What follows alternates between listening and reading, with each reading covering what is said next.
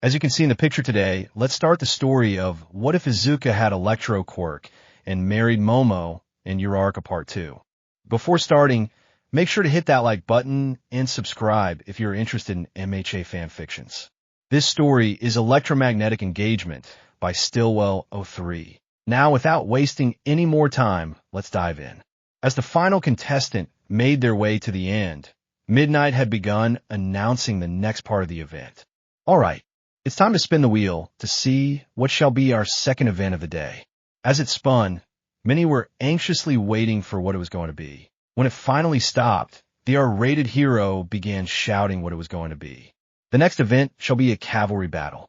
Players will make groups of 2 to 4 people in an attempt to get headbands worth a point value on them. Depending on where you were in the last event, you will be given a specific point value.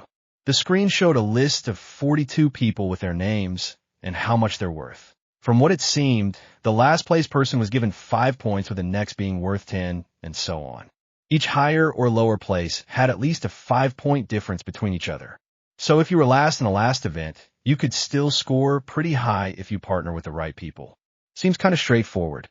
Ochako stated this with Midnight shouting for her to point this out. Anyway, the first place mantle, however, will be worth far more than every other place. They will be worth 10 million. Everyone stopped to look at Izuku to realize that aiming for him would mean they'd have an easy entrance to the last event. The match will have 10 minutes in total, with the top 16 contestants moving to the final event. Now, get going and make your teams. Ochako and Momo grabbed one of Izuku's arms to make his attention go to them. You both sure you want to stay with me? Everyone's going to be after us. Sorry, Izuku, but you're not getting rid of us that easily. Ochako's right. A family that is together stays together, as the saying goes. Izuku shrugged this off while looking around for a fourth person. Now time for a fourth person. The electricity user looked around before spotting his classmate, Tokiomi. Hey, Tokiomi, do you have a team yet? Not at the moment. You want to be part of ours? Izuku pointed to Momo and Ochako for Dark Shadow to come out to nod. This could be fun. One is the time for making teams ended. Izuku got above his group to stand at the top. Thanks to a little information they obtained from their bird friend, they were able to make a relatively smart idea for surviving. Since they only need to stay with the headband to immediately pass, they thought about letting the clock run out while avoiding combat. Momo, you have that blanket ready? Izuku asked his wife this with her passing a thick blanket over to Tokiomi for Dark Shadow. That should help with me using my quirk. Warn me if it becomes too much for him. Understood. I'm raring to go Shimura's. The counter began going down with the event starting. As predicted, everyone started targeting the 4, with Izuku charging up some electricity to reverse their magnetism. That should keep them from getting to us. The group was up about 10 feet in the air due to the effect their black-haired friend, husband, was doing. Deku. The group looked down to notice Bakugo coming at them. Everyone, shield your ears. The 3 did as Momo suggested as she tossed a strange container to Bakugo. Not long after, a supersonic sound wave was heard from the container, making him go slightly tone deaf from the incident. The fuck is this thing? It's a supersonic emitter. Allows the sound of high-pitched frequencies to be heard, with that one being able to go for 5 minutes. You won't be able to do much against us. Bakugo fell back to the ground with his team catching him. Thanks to the sound emitter, he went slightly tone deaf before looking around for a new victim to attack. Meanwhile, Izuku had kept everyone in the air with his magnetic adjustment on them. Considering the fact he couldn't use it on everyone without needing insane levels of power, Ochako helped by making everyone but her weightless, so it could be predominantly focused on her instead of everyone at once. They had a few more attempts by some other groups to try and get them down, but these were immediately stopped by Tokiomi and Dark Shadow, who swatted them away. Time's up. Everyone heard this, with Izuku and his group dropping down to enjoy the fact they've won first yet again. All right, folks. We'll take a short break for lunch before announcing the final event with our 16 finalists. Izuku, Ochako, and Momo immediately went to grab Ari from Nana, who was sitting in a shaded area of the stands for the little girl. Hey, Mom. How was Ari for you? Ochako grabbed Ari while giving her a smile to say hello to the little girl before she laughed and reached for her black-haired mother. She's all right, getting a little fussy, but I'm assuming that's because it's so close to lunchtime. She does get kind of cranky around when she eats. Izuku watched as his daughter tried to make words to probably express her hunger to Momo through baby banter. All right, Eri, let's go get you something to eat. Thank you again for watching her mom. She's not a problem. The trio walked away, heading to the cafeteria to get some food. As they did, Ochako pulled Eri's lunch out of a lunchbox in her diaper bag. Good thing we thought to do this before. She began shaking the bottle to make sure all the formula inside it was dissolved before passing it to Momo to give to the little snowball. As they entered, Hitoshi and Todoroki were sitting in an area, motioning them to come over. Got you 3 lunch. That's so kind of you, Hitoshi. The 5 ate silently, with occasional small talk before the girls came over to Momo to ask something. Is it true that the girls have to wear cheerleader outfits? Ashido asked this while everyone at the table looked at her like she had a screw loose. What are you talking about? Kaminari and Mineta said that we had to because Mr. Aizawa told them we had to. Izuku glanced over to see the two in question going pale while noticing Izuku creating lightning from his body along with a "you're dead" look being given to them. I'm going to point this out to you all right now. I've watched the sports festival almost every year growing up and never once had seen any class whatsoever that had to do this. This is a lie on their part. Izuku states this while going back to his food. If it was important, Dad would have told you all this in person also and not had those 2 idiots be the carriers. Hitoshi added this for every girl to glare at the perverse duo before 4 of the 6 charged them. Didn't know you had such pervs in your class, man. Dad really has his work cut out for him. Hitoshi, the insomniatic young man, almost spat his lunch out when hearing a familiar voice. Congratulations on getting to the top 16. Mama's so proud of you. Hitoshi was immediately wrapped in a hug by none other than his mother, Emi Aizawa, more commonly known as the joke hero MS. Joke. If it isn't Izuku, how long's it been? Hi, Ms. Joke. It's been a while. The joking hero gave a sour look before answering. Why don't you call me Annie? It sounds cuter. I take it you're Mr. Aizawa's wife and Hitoshi's mother? Momo asked with MS. Joke turning to her. Why, yes, I am. And what a lovely little baby you have. You must be Eri. Hello. Eri began a giggle storm with the green-haired woman following suit. So I heard you got yourself 2 lucky ladies, Izuku. I know Ochako, but who's this black-haired beauty? My name is Momo Shimura, Mrs. Aizawa. A pleasure. The lot continued eating while having a conversation until it was time to announce the third event. All right, ladies and gents. Up top is the lineup for the final matches. As the set was shown, some were not exactly proud of who they were facing, with 3 people in particular not exactly thrilled. Izuku Shimura versus Hitoshi Aizawa, Shoto Todoroki versus Honda Zero, Denki Kaminari versus Abra Shizaki Tenyuida versus Mei Hatsune, Mina Ishido versus Yuga Aoyama, Momo Shimura versus Fumikage Tokiyami, Ejiro Kurishima versus Tetsu Katsuki Bakugo versus Ochako Shimura. So we gotta face each other. It appears so. Izuku and Hitoshi weren't thrilled with facing each other, but one person wasn't any happier to a point she had probably the worst person to face. Guess this is gonna be an easy win on my end. All I gotta do is beat one of Deku's bitches, and the rest is easy going forward. Ochako was scared, but she was determined to win this. Don't take me lightly, Bakugo, so you know how to stand your ground. That'll make this even more fun. Everyone left to the stands waiting for the matches to begin. When they did, Izuku gave one final kiss to Eri, Momo, and Ochako before heading down to the arena. 6, all right, folks. It's time for our first match of the third event. On my left, we have the master of electricity itself, Class 1A's Izuku Shimura. The crowd went crazy as Izuku walked to the ring. And on my right, we have the master of brainwashing, Class 1C's Hitoshi Aizawa. Hitoshi, whatever happens, Mommy loves you. Why did Mom have to come here? So it seems you've got your own peanut gallery. Shut up. You've got 2 wives, a baby, and your mother here to cheer for you. Fair point. Begin. Izuku charged at Hitoshi while he came at Izuku as well. The purple hair man gave a punch for Izuku to dodge and grab his arm.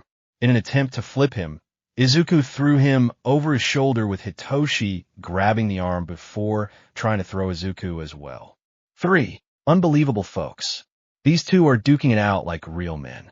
Hitoshi has a quirk that allows him to brainwash people he speaks to. Shimura knows this and is fighting him on a level playing field without his quirk. In a way, these two are trying to settle this through their base skills. The two fighters continue to brawl it out, giving each other solid punches. Hitoshi seemed to get the upper hand, however, when he pulled Izuku off balance by tripping his feet up. This unfortunately led to him dropping his guard to get a knee to the stomach and sent out of bounds. Aizawa is out of bounds. Shimura is the victor. Midnight says this with the crowd cheering. Izuku walks over to give his friend a hand up while smiling. Guess this is as far as I go. Be proud of yourself, Hitoshi. Not everyone got this far. Besides, you seem to get quite a good amount of people interested in you. Izuku pointed at a bunch of pros who were talking about them for Hitoshi to smile. They walked out of the arena with both being rather content with how things played out. On his way back to the stands, however, Izuku stopped near a TV showing the next match. Shiro had given a nice attempt. Todoroki, however, had frozen half the stadium in ice along with the tape user. 3. Poor Shiro. That's a really painful way to lose. One thing, however, caught Izuku's eye during the fight. When Todoroki went to thaw Shiro out, he looked almost saddened by using his fire half. Todoroki needs help. There's no way around it. Once the field was clear of all the ice, the matches continued as they did, with the next being Kaminari and a person from Class B who looked like she had vines growing out of her head called Shiozaki. The match ended relatively quickly with the Vine Lady sending a fried Kaminari out of the ring. Izuku wasn't exactly surprised, knowing how the thickness of the vines probably would have caused a problem, and thought on how to counter it, especially when they could attack from underground. If I think about it, maybe I can find a way to counter this by affecting the electromagnetic wave of the water inside the vines. If I can do that, I could pinpoint a weak spot in the set to go directly to target Shiozaki there if I ever have to face her. But if that wouldn't work, maybe I should try.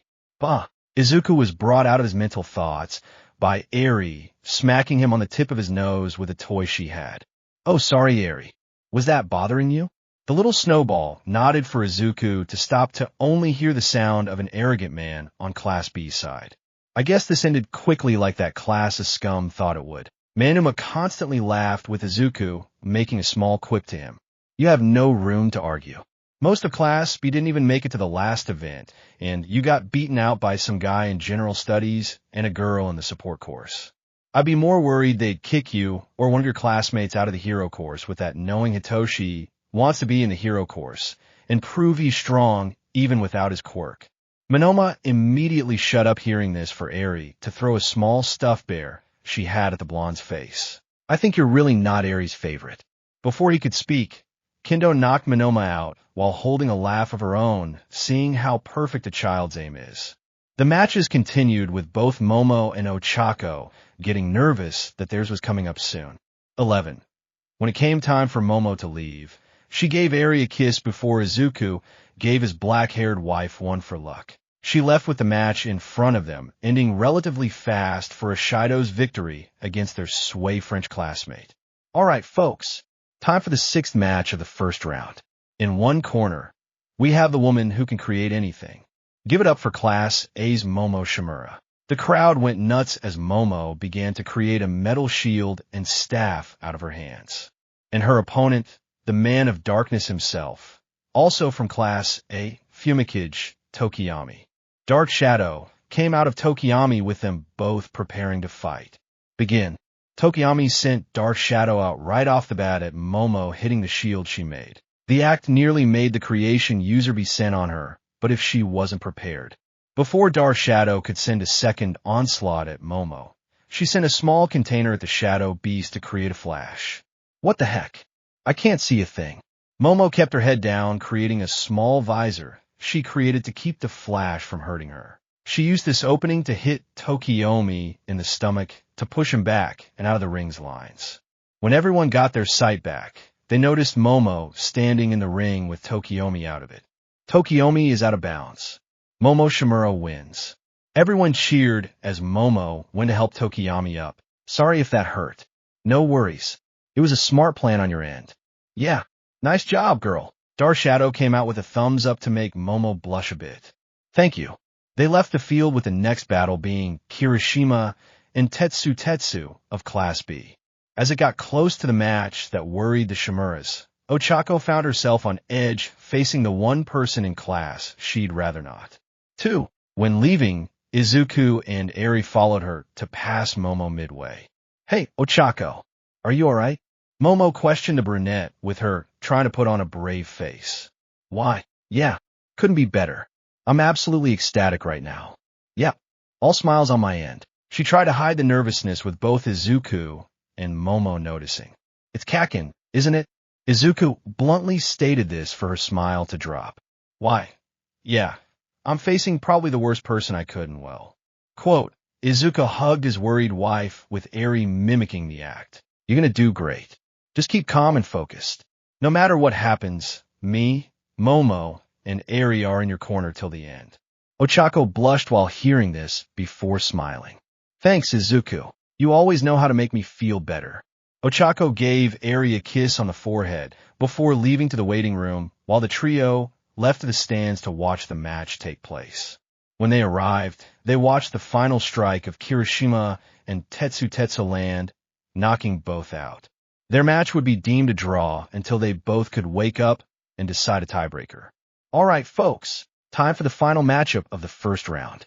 On my left, we've got the walking bomb in both metaphorical and literal terms, Katsuki Bakugo. And on my right, we've got the girl that can make your problems and yourself float away, Ochako Shimura. The crowd cheered in excitement as Bakugo glanced at Ochako with an arrogant look. I'm only saying this once round face. Drop out now, and I won't have to make you look weak in front of your shitty husband. Ochako was nervous, but determined to prove she was worthy of being where she was.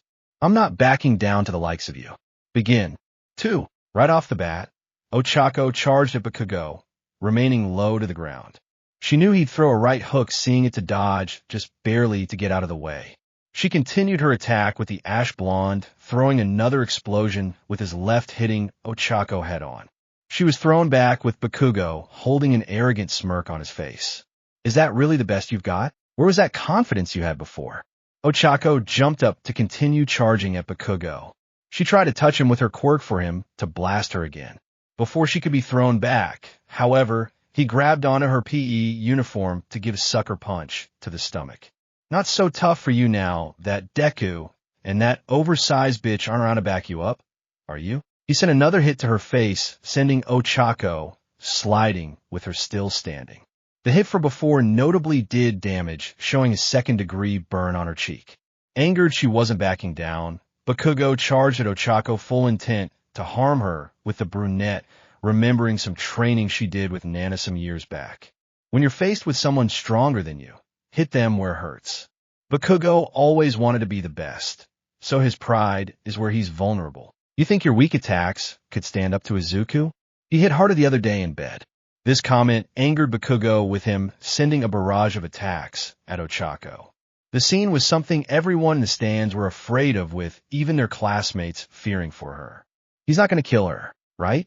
Izuku was fit to be tied, with Juro looking over after stating this to see lightning arching off him, burning the seat to the point it was starting to melt from the heat. You better hope Ochako doesn't have any scars, you arrogant oaf, or I'm coming for you. The way Izuku stated this scared everyone before seeing him now floating in the air with the puddle that was his chair beneath him.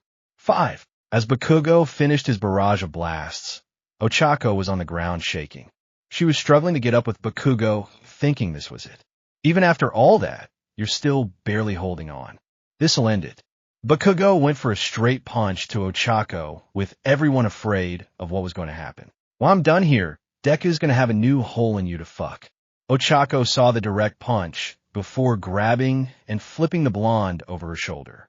In the act, he had his gravity taken off him to be sent flying into the wall with no means of stopping. Release. Ochako put her fingertips together for Bakugo to hit the wall and make a dent. The brunette fell to her knees with her opponent groaning in pain after what happened. Bakugo is out of bounds. Ochako Shimura wins. Everyone cheered as Ochako stood slowly to her feet to place her right fist up in the air like her brother-in-law. I did Izuku. I beat him. I'm just like Yoyu. She passed out from exhaustion for a medical team to send both Ochako and Bakugo to Recovery Girl's office. 3. Seeing the match end, Izuku charged to the healing room with Momo following behind. When they got there, Ochako was healed some with Bakugo beside her grumbling in frustration knowing he lost. Ochako, are you okay? Izuku ran to her side to hug her with the brunette smiling while giving reassurance. I'm okay, Izuku. It takes more than that to beat me. She held her fist up while patting her biceps. I'm tough like you. Grown, Izuku let go of Ochako to glance at Bakugo. You're lucky I don't punch you in the face right now for what you said and did.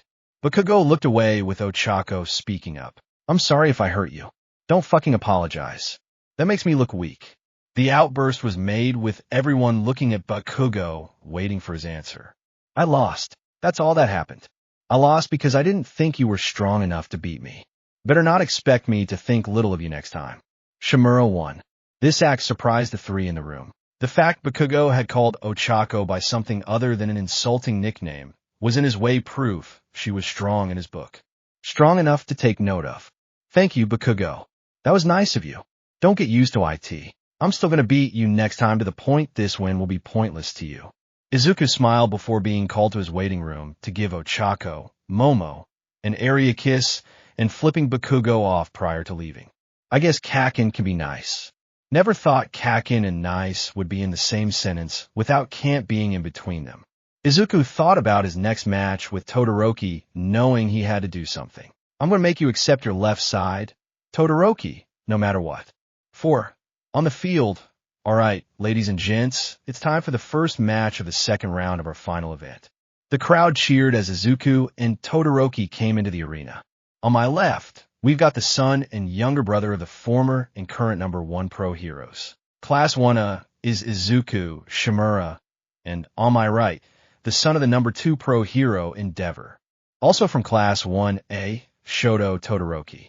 Izuku prepared himself with Todoroki doing the same. Begin. When they were told this, Todoroki sent a barrage of ice at Izuku with him, producing a lightning bolt that he slammed at the incoming attack to shatter everything and send the bicolored young adults sliding back. I'm going to only say this once, Todoroki. You're not going to beat me with half your strength. Todoroki sent another attack at Izuku for the same thing to happen. Do you honestly think that's going to work if it did in the first? 2. Izuku became enraged. Not that Todoroki refused to fight him for real, but thinking that he can become the #1 with only half his strength. Trying to change his game up a bit, Todoroki sent a bit of ice to the side for him to get near Izuku to hopefully catch him off guard. This ended, however, with Izuku shooting a blast of electricity far less powerful than the previous ones to shatter the ice and give his opponent a bit of a shock. Come on, show me your full power.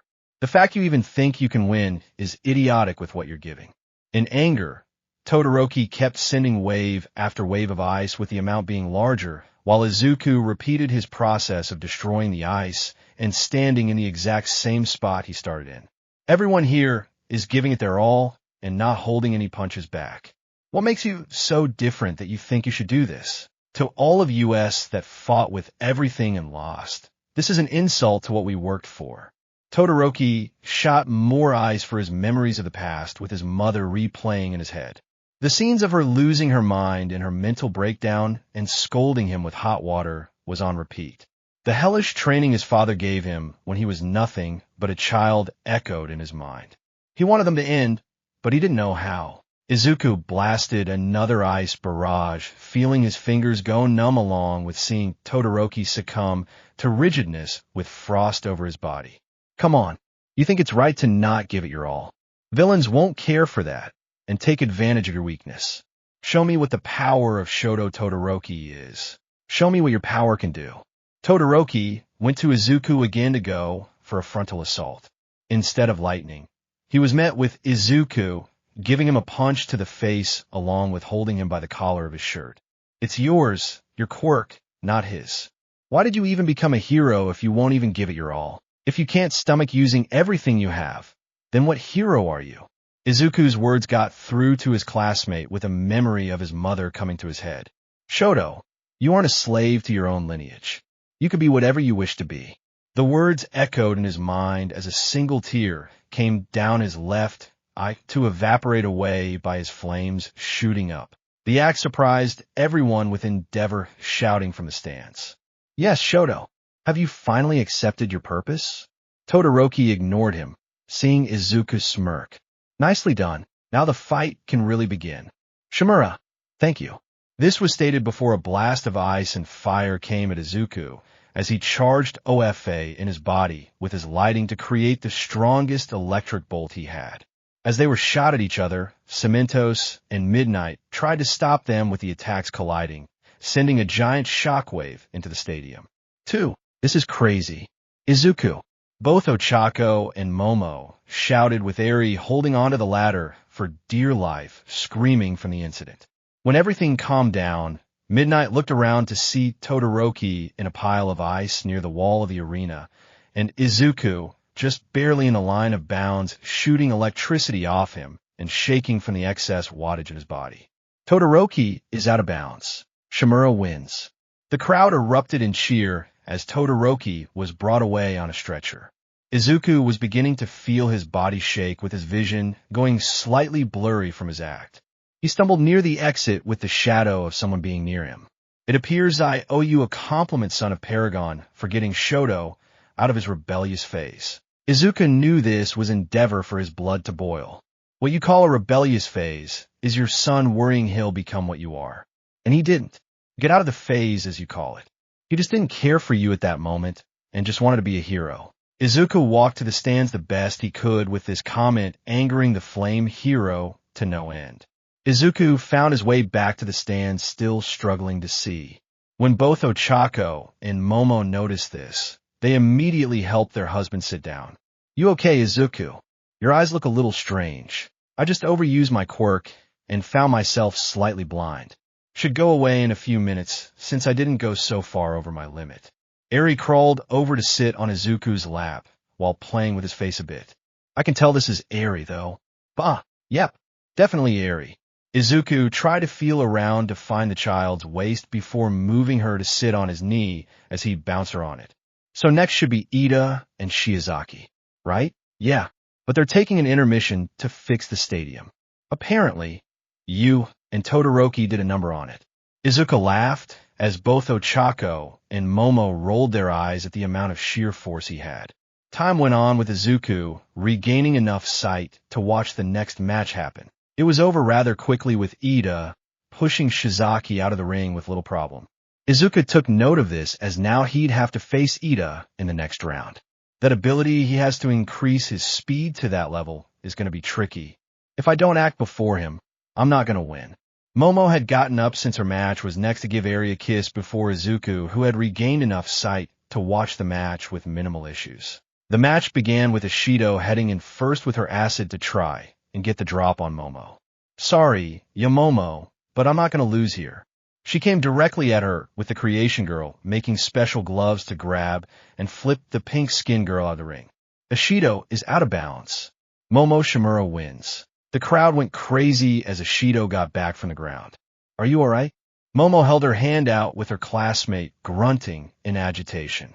No fair. How did you do that anyway? I figured I might need to face someone like you sooner or later, so I devised a way to make it possible to grab you. Thus, we have acid-proof gloves. She showed the gloves with a smile to only make Ishido hold a puffed cheek look at the black-haired girl for outsmarting her. 3. The fourth and final match of the second round came, with Ochako and Kirishima facing off. This ended rather quickly, though, since all the brunette had to do was just levitate and flip Kirishima out of the ring. Unlike with Bakugo, Kirishima had to stay within Ochako's reach in order to fight. This unfortunately became the redhead's undoing. Alright, folks, we have our 4 semifinalists. Let's make some noise. Izuku gave Eri to Momo before kissing both of them to head down to wait for him to be called.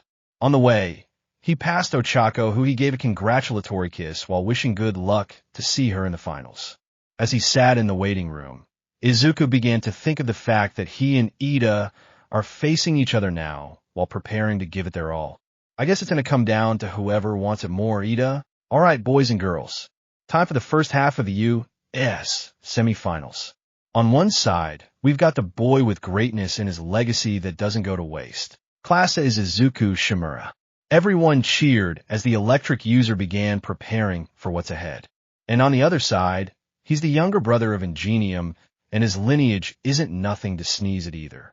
Class is Tenya Ida. Shimura, I do not plan to hold back. Good. Neither am I. Begin. Izuku charged at Ida, with the engine user activating his quirk as well. Recipro burst. He charged at Izuku, giving a kick to his face with it missing. I need to get him off guard. He began sweeping Izuku's legs with him jumping before getting a knee to the gut. Oh snap. These two are just starting and Ida has already gotten the upper hand. Keep going. You only have 30 seconds before you burn out. Ida attempted to grab Izuku's shirt with attempts to throw him out. But when he tried to touch the electric user, Ida started to have several 1,000 bolts come at him, blowing the engine quirk user to the other end of the ring. How? I was charging electricity in me and putting it around me in the one spot you'd never see directly under my skin. To make things simple, you can't touch me without something to deflect the electricity. Ida's 60 seconds were up with him unable to move. I'm sorry, but I can't lose here. So as a token of moderation, I'll send you out with a solid punch, proving you didn't lose because you put everything on a gamble just to save face a little. Izuku pulled his fist back before socking Ida in the face to send him into the wall. I took no pride in that. Might as well keep that clear. Izuku stated this as Ida holds his head in shame knowing he's failed. I'm sorry, Tenya. In Hosu, Ingenium was on the ground, motionless, bleeding from an injury he's gotten. Ingenium, sir, we're on our way. The man who had done this left with a determined look on his face. This world is full of fakes. None of them are true heroes. They must be purged to make a better society. Getting to the roof, a man decked out in blade from head to toe walked out of the area. Many knew him as a man who was killing heroes and or fatally wounding them in alleys. He was Chizo Makijiro, more commonly known as the Hero Killer Stain. 3. Back at UA. The next match was about to begin with Izuku sitting at the top of the stands conflicted about this match. This has to be hard for you, man. Both your wives fighting each other. I agree with Kirishima. This must be hard on you. You got that right, Tokiyami. Izuku held Eri calmly on his knee as they watched both Ochako and Momo prepare to fight. All right, folks. Time for the second half of the semifinals. The crowd roared as both girls came to the area. On my left, we've got the woman who controls gravity. Class A's, Ochako Shimura. And on my right, the woman who makes anything you can think of. Class A's, Momo Shimura. Momo began making a metal pipe in her hand and a shield in her other. No holding back. Ochako didn't plan to either. Both girls prepared as Mike shouted. Begin. Off the bat, Ochako came at Momo, keeping low to the ground. Momo tried to keep her at bay with her weapon for her to dodge coming at the creation user. If it wasn't for her shield, she would have been floating away. Momo pulled back using a smoke screen to keep in Ochako's blind spot. I can't see a thing. The crowd couldn't see anything, but Ochako had been completely blinded with Momo, creating infrared goggles for her to know exactly where the gravity user was. She attacked the brunette with her dodging last minute. Figured this would be a surprise attack, knowing you. Ochako turned around to try and grab Momo. She dodged with creating a metal plating to be touched instead of a wrist. The smoke settled down, showing the floating plate and shield. Oh man, both girls are still going at it. Izuku watched carefully as his wives went back to fight each other. Ochako came back at Momo with her, continuing to push her back. Both were getting near their end with a repetitive motion of Ochako, making things Momo made for defense float. This cycle went on for a few minutes for both, starting to reach their limit. Pant, I'm reaching my limit. I gotta finish this somehow. Both knew they had to go all or on nothing now, with only attempting one final attack. Ochako came at Momo with her doing the same. Momo went at the brunette, with actually connecting this time, hitting her shoulder. Extreme pain went into Ochako as she grabbed the staff to make it weightless. She used her other hand to try and touch Momo. This was successful, but Momo wasn't floating. She grabbed Ochako and threw her out of the ring in this confusion. When she reaches the ground, she realizes weights on Momo's feet to keep her on the ground. Ochako Shimura is out of bounds. Momo Shimura wins. The crowd cheered as Ochako released her gravity for both to relax a little. Guess that failed. Don't be upset. You did your best. Both girls went up to meet with Izuku for them to do a pass off to Ochako with a kiss to airy goodbye for now. Alright folks, time for the final match of the sports festival. The crowd went crazy as Momo and Izuku came into the ring. On one side, we've got the man of lighting himself, Class A's Izuku Shimura. Izuku began smirking as he looked at his wife across from him, and his opponent, the woman of creation, Class A's Momo Shimura. This is going to be a massive fight. Hiroshima was excited with everyone ready to watch what was going to happen. Begin. Both Momo and Izuku came at each other, holding their hands back in fists. Rock, paper, scissors. Both threw 1 to 3. Izuku threw rock with Momo, throwing scissors. She immediately falls to the side while shouting, "I am vanquished." A silence was in the stadium, with both looking at midnight for an answer. I am unable to continue, so the winner is Izuku. The R-rated hero was dumbfounded, but realized quickly what happened. 33. Momo Shimura has admitted defeat. The winner of the U.S. Sports Festival is Izuku Shimura. Everyone cheered as Izuku raised his right fist in the air. What the fuck? Bakugo shouted this mainly because he was not happy about the outcome of the final match. An hour later, the end of the sports festival began with medals being handed out to all the combatants that had placed. Among them, however, Ida could not accept his medal as one of the two that obtained third beside Ochako due to a family emergency. Now to give these first years their medals, we have a special guest. Tashinori came down in his buff form with the medals in his hands. I'm here with medals. The three try to hold the urge from laughing their asses off, seeing their brother-in-law make such an announcement. Young Ochako, congratulations on third place. You truly have worked hard to get this high up, and you should be at the very least proud of that. The blonde placed the medal around Ochako's neck before patting her head. Just as always, I expect many great things from you. I have faith you can become a great hero if you keep to it. Thanks to All Might. Toshi then went to Momo next, holding second place in his hand. Young Momo, nicely done in your hard work. Congratulations. Just like with Ochako, Toshi patted the creation user's head. That last part put us all for a loop. Then again, I shouldn't be surprised knowing my brother. Nonetheless, you have definitely earned the medal you wear today. Momo held a blush hearing these words of praise before bowing. Thank you, All Might. I promise I'll keep working hard. The final medal he had came to Izuku. Young Izuku, nicely done on achieving first. Though I must ask, why did you and young Momo do what you did in the last match? To make it simple, I wanted to find an easier way than having to hurt one of my wives. I didn't want to hurt anyone I didn't have to, so that's why I did that. Tashinori ruffled Izuku's hair before smiling. Not a fan of hurting the women that are important to you. Mother must be happy about that, at the very least. 7. The blonde turned to the stadium to speak to everyone who didn't win.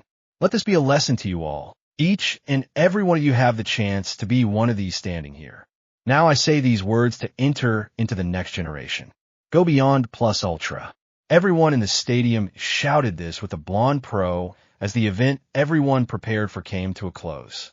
After, the students were told they had 2 days off in order to rest and recover from their training. With this, the group of Class 1 had decided to make a little party together as a celebration.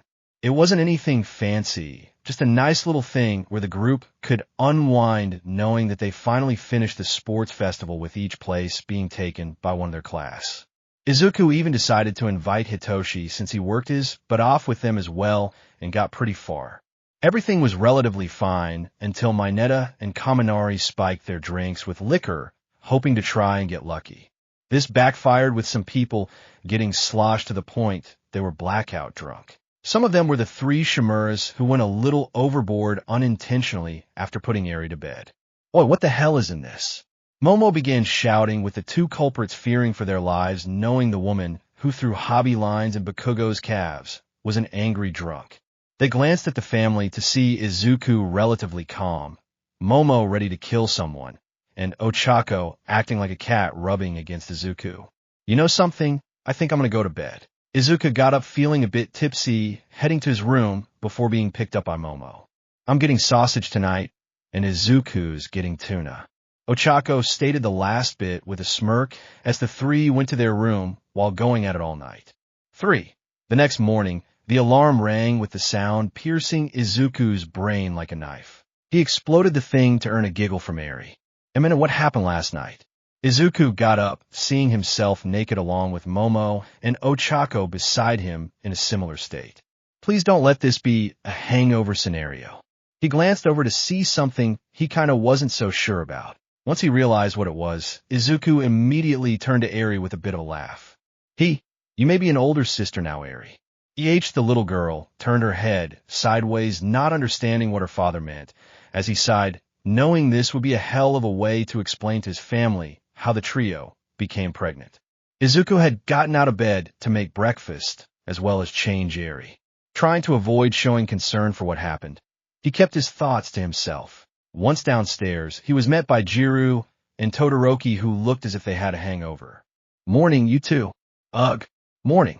Jiru kept her head on the table in pain, while Todoroki looked as if he was half dead. So anyone remember what happened? All I remember was we had a party last night, and don't remember much after putting Eri to bed. Sorry, I can't help you. Izuku made a few cups of coffee and placed them on a tray. He passed a few to his classmates before having one himself. Chances are, someone spiked the drinks we had. Who was on drinks yesterday? I think it was Mineta and Kaminari. Izuku walked into the kitchen again to see an empty bottle of vodka in the recyclables with some electricity going through his head. They got us drunk. How do you know that? Because I see an empty bottle of vodka, and I don't know anyone who drinks this that lives in the dorms. 7. The electricity user walked back with Eri reaching for Todoroki. Seems she wants you to give her attention. Izuku passed the little baby to his classmate as he just stared blankly at the snowball. Hello, GA?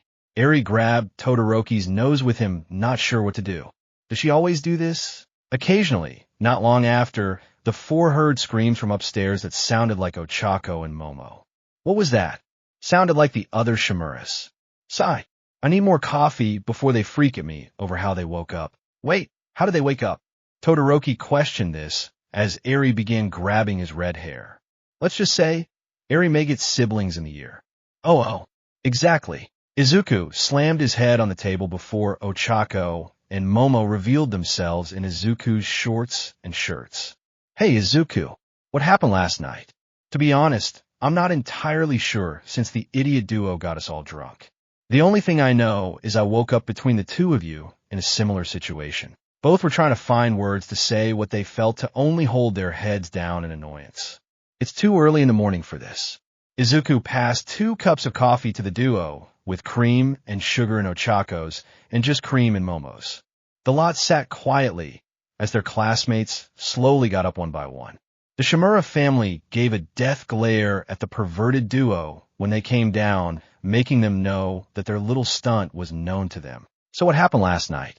Kirishima asks this without a shirt and hickeys all over his body from someone. Let's just say someone thought it was a good idea to get us all drunk. 2 somebodies to be precise. Jiru adds to Izuku's answer for everyone to slowly turn to Mineta and Kaminari. What? Tell them the truth, or I'm sending you into orbit pervs. Ochako says this with a rather splitting headache before grabbing Eri from Todoroki. I didn't do anything. Me neither. Both backed up before bumping into Bakugo, who was tired and even more irritated than before, who heard everything. What did you losers do? They turned pale at the sight of a clearly pissed as blonde, with Izuku not wanting to keep at his place. I asked you a question, now answer it. We WWE. It was Mineta's idea. You got me the vodka. Both were grabbed by Bakugo before being brought outside. All that was heard after was their screams and a massive explosion that shook the dorms and sent shivers down everyone's spines. When Bakugo came in, he had a happy smirk before going into the kitchen to get some coffee. I don't feel bad for them. Me neither. They called this upon themselves. The Shimura trio stated this while sipping their coffee in unison. 6 few hours later, after everyone regained enough sobriety to not have a splitting headache, Izuku, Ochako, and Momo decided to go out for lunch, contemplating what had happened the night before they entered a small diner where a blonde waitress had sat them. As she did, the woman realized the three were from and the winners of the first, second, and third place medals. She began fangirling a bit, with some other people beginning to get the picture to give the family a thumbs up and congratulations. To say this was awkward for the family was clearly an understatement, but they dealt with it the best they could. Right now, they had even larger issues to deal with than a sudden gaining of a fan club. Each ordered what they wanted along with a bit of mashed potatoes for Aries, so she could eat as well. The silence between the three was almost as if they were complete strangers sitting at a table. Okay, I'm going to say it. We may have kids because of last night. Ochako said this as bluntly as she could, with Izuku and Momo holding their heads. To be honest, I'd rather have prepared a little more considering this mess we may have gotten ourselves into. Momo stated this as Eri began reaching for her father's hair. I'm sorry. Izuku pulled his face up before explaining. If I had found this out sooner, I would have found a way to prevent all this from happening. Unfortunately, we can't change the past. We can only work with where we stand right now. Their food came shortly after saying this, with them starting to eat. Before we jump to any conclusions, we'll have to be certain of this. Ochako and Izuku agreed with Momo, who felt Eri's food to make sure it wasn't too hot for her to eat. As they continued, Izuku held a look as if he did probably the worst thing imaginable to the two, with a very uneasy look being on the brunette and raven-haired girls. Eventually, they finished and paid for their meal to walk out and look around a bit. So, what do you girls want to do? Izuku asked with silence, continuing to be something between them. Izuku noticed a mochi shop to bring both girls inside. As he did, he noticed a batch of fresh green tea mochi being placed in the display case. Excuse me, sir, but can I get a dozen green tea, a dozen red bean paste, and a dozen Earl Grey? Sure, boss. The man did as Izuku asked and gave him 3 containers for them. That'll be 1,705 yen, $16.40. Izuku paid before seeing the man had given an extra of each to make a baker's dozen. Enjoy. Thanks. Izuku walked over to his wives before passing the Earl Grey and green tea to both, hoping they'd like them. I think maybe a little comfort food is going to go a long way with us. Thanks. Thank you. They walked out of the store before finding a place to sit down and eat their snack with a bit of shade for Eri. For while sitting, Izuku began thinking of what was happening. Right now, they were all confused, but Ochako and Momo were probably the ones more scared between the three. I'm still going to stick by you two. Both looked at the electric user as he explained. I made a vow to stand by you two through thick and thin. That has not changed. Whether we do become parents to more kids than just Aries sooner than we'd rather will not make a difference. I'm still here for you two. They smiled at this, knowing Izuku was still on their side, even after all this. I'd be lying, though, if I'd say I'm not scared, but you two are probably going to have it worse than me, so I can't let that fear cloud my love for you two. I love you both, and I won't walk away just because of this. You have my word on that. Ochako and Momo hugged Izuku with the feeling of absolute content, knowing this was prominent on their faces. Izuku smiled at this before feeling Eri reach for Momo's mochi. Are you trying to take Mommy Momo's mochi? You little stinker. Everyone laughed as Eri kept grabbing before beginning to say something. And my mama. Ah, that's cute, she said mama. Izuku stopped with Momo and Ochako, realizing what happened. Eri was quickly grabbed by Ochako before Izuku collapsed to the ground hearing this. And he's down.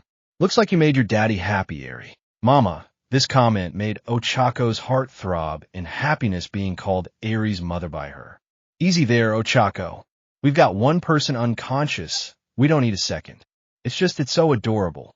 Ochako cuddled Eri in her arms as the small child didn't understand her one mother's act, but smiled anyway. Well, I guess we should call it here. If you turn Izuku weightless, I'll carry him. Gotcha. Ochako tapped Izuku's back as he floated in the air. And there we go. Momo tethered the electricity user with a rope she made. While walking back, the family obtained several questionable stares by onlookers, noticing Izuku in flight and unconscious while the two tied him down and carried a small baby. 5 back at UA, the family returned to the dorms with a few being in the common space. Todoroki was the first to notice the family along with questioning what happened. Why is he floating and unconscious? Mama, both girls pointed at Eri before speaking. That's why. Jiru and Ishido fell back on the couch, laughing their asses off, knowing that villains who were ready to kill the symbol of peace couldn't do something the first word of the Shimura family's daughter could. What happened? Izuku started to come to, noticing where he was. When do we get back to the dorms? Also, why am I floating? Because you're too heavy to lug on either of our backs unconscious. Ochako pointed this out for Izuku to look down and notice Eri. Hey Eri, do you think your daddy's silly like this? Izuku laughed at himself while Eri spoke again. Mama? As the tone echoed in his head, Izuku passed out again to add more humor for the two girls laughing. He passed out after hearing Mama. That's freaking rich. Wait till he hears Dada. They eventually had to hold their sides. The scene was deemed that funny to them. Okay, can you two please stop? I agree. It isn't as funny as you think it is, B.A. The three stated this with the fact even Eri was telling them to stop cracking them up even more. Sigh, I'm going to put Izuku down on the bed. Might as well let Eri take her nap as well. She's looking a little drowsy right now.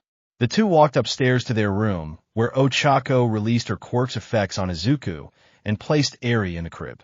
Momo began untying Izuku before walking over to give Eri a kiss and placing the baby monitor beside her. We'll see you in a little bit, Eri. Also, try not to make your father faint again. Mama, I'll take that as you don't promise anything. Both laughed a little before seeing Aries slowly fall to sleep. They walked out while silently shutting the door and smiling at the scene. For when they were alone in the hall, both girls looked at their stomachs and placed a hand atop them. I wonder if this'll happen when we actually have kids. Chances are Izuku will cry knowing he's a father most of the time in the beginning. He may also faint when we finally find out. Both laughed a little at how much of a goofball Izuku can be even though he's rather dependable. We should probably take a pregnancy test within about a week. That way, we'll be certain and decide what to do afterwards. Yeah, that'll be a fun story to explain to our parents. Speaking about fun stories, I think I may end Kaminari and my Netas. Can I help? Momo passed a mallet she created to the gravity quirk user as they smiled sadistically. Mineta, Kaminari, can we have a word with the two of you? Though they were without a doubt joking, the fact that the two almost believed they were going to pulverize them made for good humor for everyone. The break after the sports festival came and went in the blink of an eye with classes starting back up again. During this time, however, Izuku found out about Ida's brother Ingenium and worried for his well-being. While sitting in class, Eri started playing with a toy she had before noticing Bakugo's hair. Being the small child she was, she reached for it when Izuku wasn't paying much attention to only notice Bakugo's shout. Oh! Everyone looked over to see Eri grabbing a fistful of ash blonde hair before letting go. Bakugo turned around in absolute anger before Izuku activated his lightning. She does that to a lot of people. Don't take it the wrong way, and remember Eri's a baby. Bakugo growled with explosions coming off his palms while Izuku had lightning surround him and Eri. The scene looked like something out of a natural disaster flick before all hell breaks loose. Eventually, however, Bakugo backs down with Izuku lowering his lightning until it was gone before having his hair pulled by Eri for him to smile. What are you doing? That's Daddy's hair. Seriously, night and day. Everyone thought this while seeing Izuku go from calm to pissed to doting father as if it was nothing. 5. Good morning, class. Their teacher had come in with no bandages on for everyone to be rather calm about this. It's nice to see you all right, Mr. Aizawa. Sue points this out before their teacher brings notice to a scar below his eye.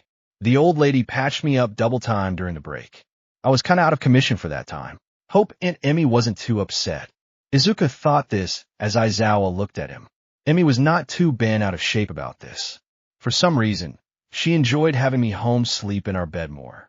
Oh good. He can understand where my worries are coming from. Anyway, on to business. Today's heroics lecture is going to be a very vital one. Everyone held their breaths while thinking what it might be.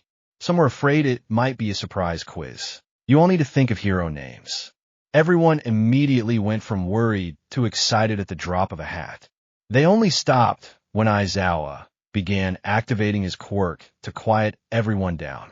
This is for work studies you all shall be doing within a week as a way to help you all learn on the field. Thanks to the sports festival, most of you have already obtained some eyes. Up above are the people who had obtained some agencies that interested them. If you haven't obtained any draft picks, there's still 2 years to get an agency interested in you.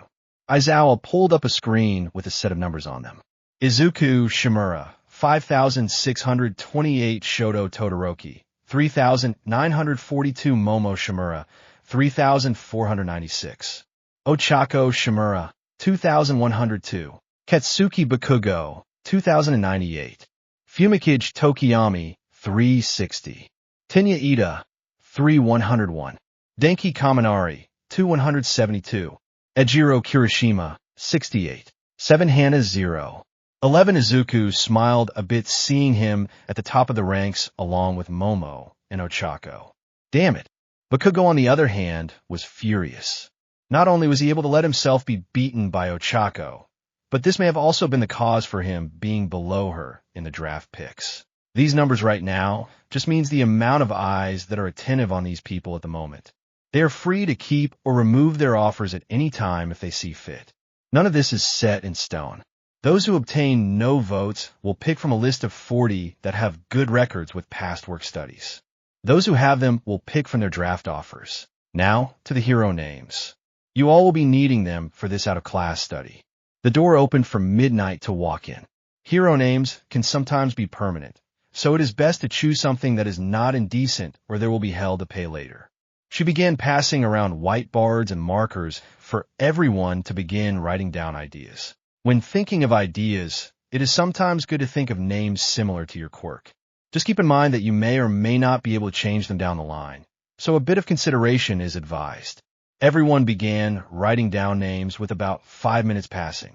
All right, who would like to show their name first? Aoyama had walked up first to reveal his name. I cannot stop twinkling. That's a whole sentence. Not the strangest name I've heard. Seems none of them have heard of the hero Piripiri. He's met some awkward people growing up. Izuku thinks this while Midnight walks over to change some things. If you take out the I and turn the cannot to can't, it's acceptable. Everyone was rather surprised with Ishido going next. Hers, however, was rejected since it would get her into trouble with the producers of Aliens along with Nobody, probably wanting to be saved by someone nicknamed Alien Queen. Not long after, the name started coming out of the woodworks, with several being unique to the person or as a way to honor their idols in cases like Kirishima's. 9. It finally came down to 5 people. Izuku, Ida, Ochako, Momo, and Bakugo, who had been told to change his name from King Explosion Murder to something less violent. Ochako had gone up first to show her name, the gravity hero, Uravity. I get the gravity reference, but where does the U come from? Kaminari asks this for Ochako to explain. My maiden name's Uraraka, and my family is a big part of why I want to become a hero. So that's where it comes from. Adorable. Midnight had seemed to like it with airy cheering. Next up was Momo, who showed her name with a bit of pride. The everything hero, Kriata. Very Kree type. The next to come up was Ida, who held his own name with unease. He had chosen to use his first name along with Todoroki. His was understandable, but Ida's was possibly meaning he had some kind of internal struggle with him in Izuku's mind. Izuku walked up to the podium, next holding his out for everyone to see. When I was little, I wasn't sure if I should be like my mom or my brother when I choose my hero name. I'm known as someone with connections to 2 of the greatest heroes of all time and is expected to follow in their footsteps. But unlike what people think, I just want to be the hero that helps others with a smile, just like my mom and brother do in my own way. So as such, I thought of something I believed was worthy to help understand what I am. Izuku smiled before saying the name. The electromagnetic hero, Silverstrom. I think Paragon and your idiot of a brother would be happy you're choosing to go your own route. Aizawa got up with hero names being finished up shortly after for Bakugo to use his own name for this due to not having anything without murder in it. During lunch, everyone had begun going over the offers they had with what they could gain or enhance from choosing them. For Ochako and Momo, several of their offers were together and decided on trying to help grow one of their weaker points together. Meanwhile, Izuku was in a bind. He learned close quarters and long-range techniques all his life to the point skill in both his original quirk and combat was first-rate. What he really needed help with now was his skill in OFA. He does what he can, but there are hurdles that he's reaching because of the lack of knowledge he has. Since Toshi has a family of his own and his own time with the backburr of the quirk coming to an end, Izuku doesn't feel right asking him for help. Meanwhile, his mother started to come out of retirement a bit to do a little hero work as a way to help control the free time she has. Not only that, but he doesn't feel right asking her constantly to pull time out of her schedule and travel to UA just to help him. He's relied on her almost all his life and want to try constantly relying on Nana. Izuku.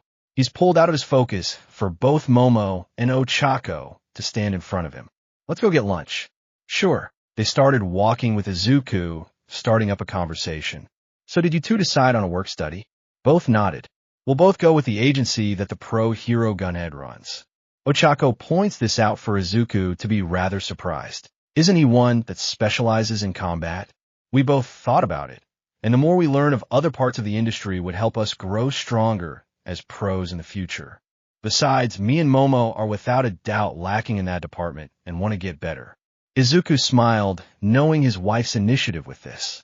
Having a talent in one is great, but having that talent and backing it up with knowledge from other parts of the agency is what makes you an even better pro. Your mother knows that rather well. The electric quirk user laughed, remembering how Momo would know this for a fact, since she's a giant nerd for Paragon. Izuku, Ochako, Momo, good to see you all again. Wow. And hello to you too, Eri. Might I have a minute with you?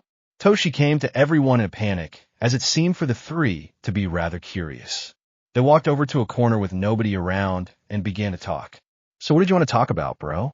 The buff hero gave Izuku another offer that he had gotten from an old friend of the family. You remember Gran Torino, right? Izuku stopped to think before the name came back.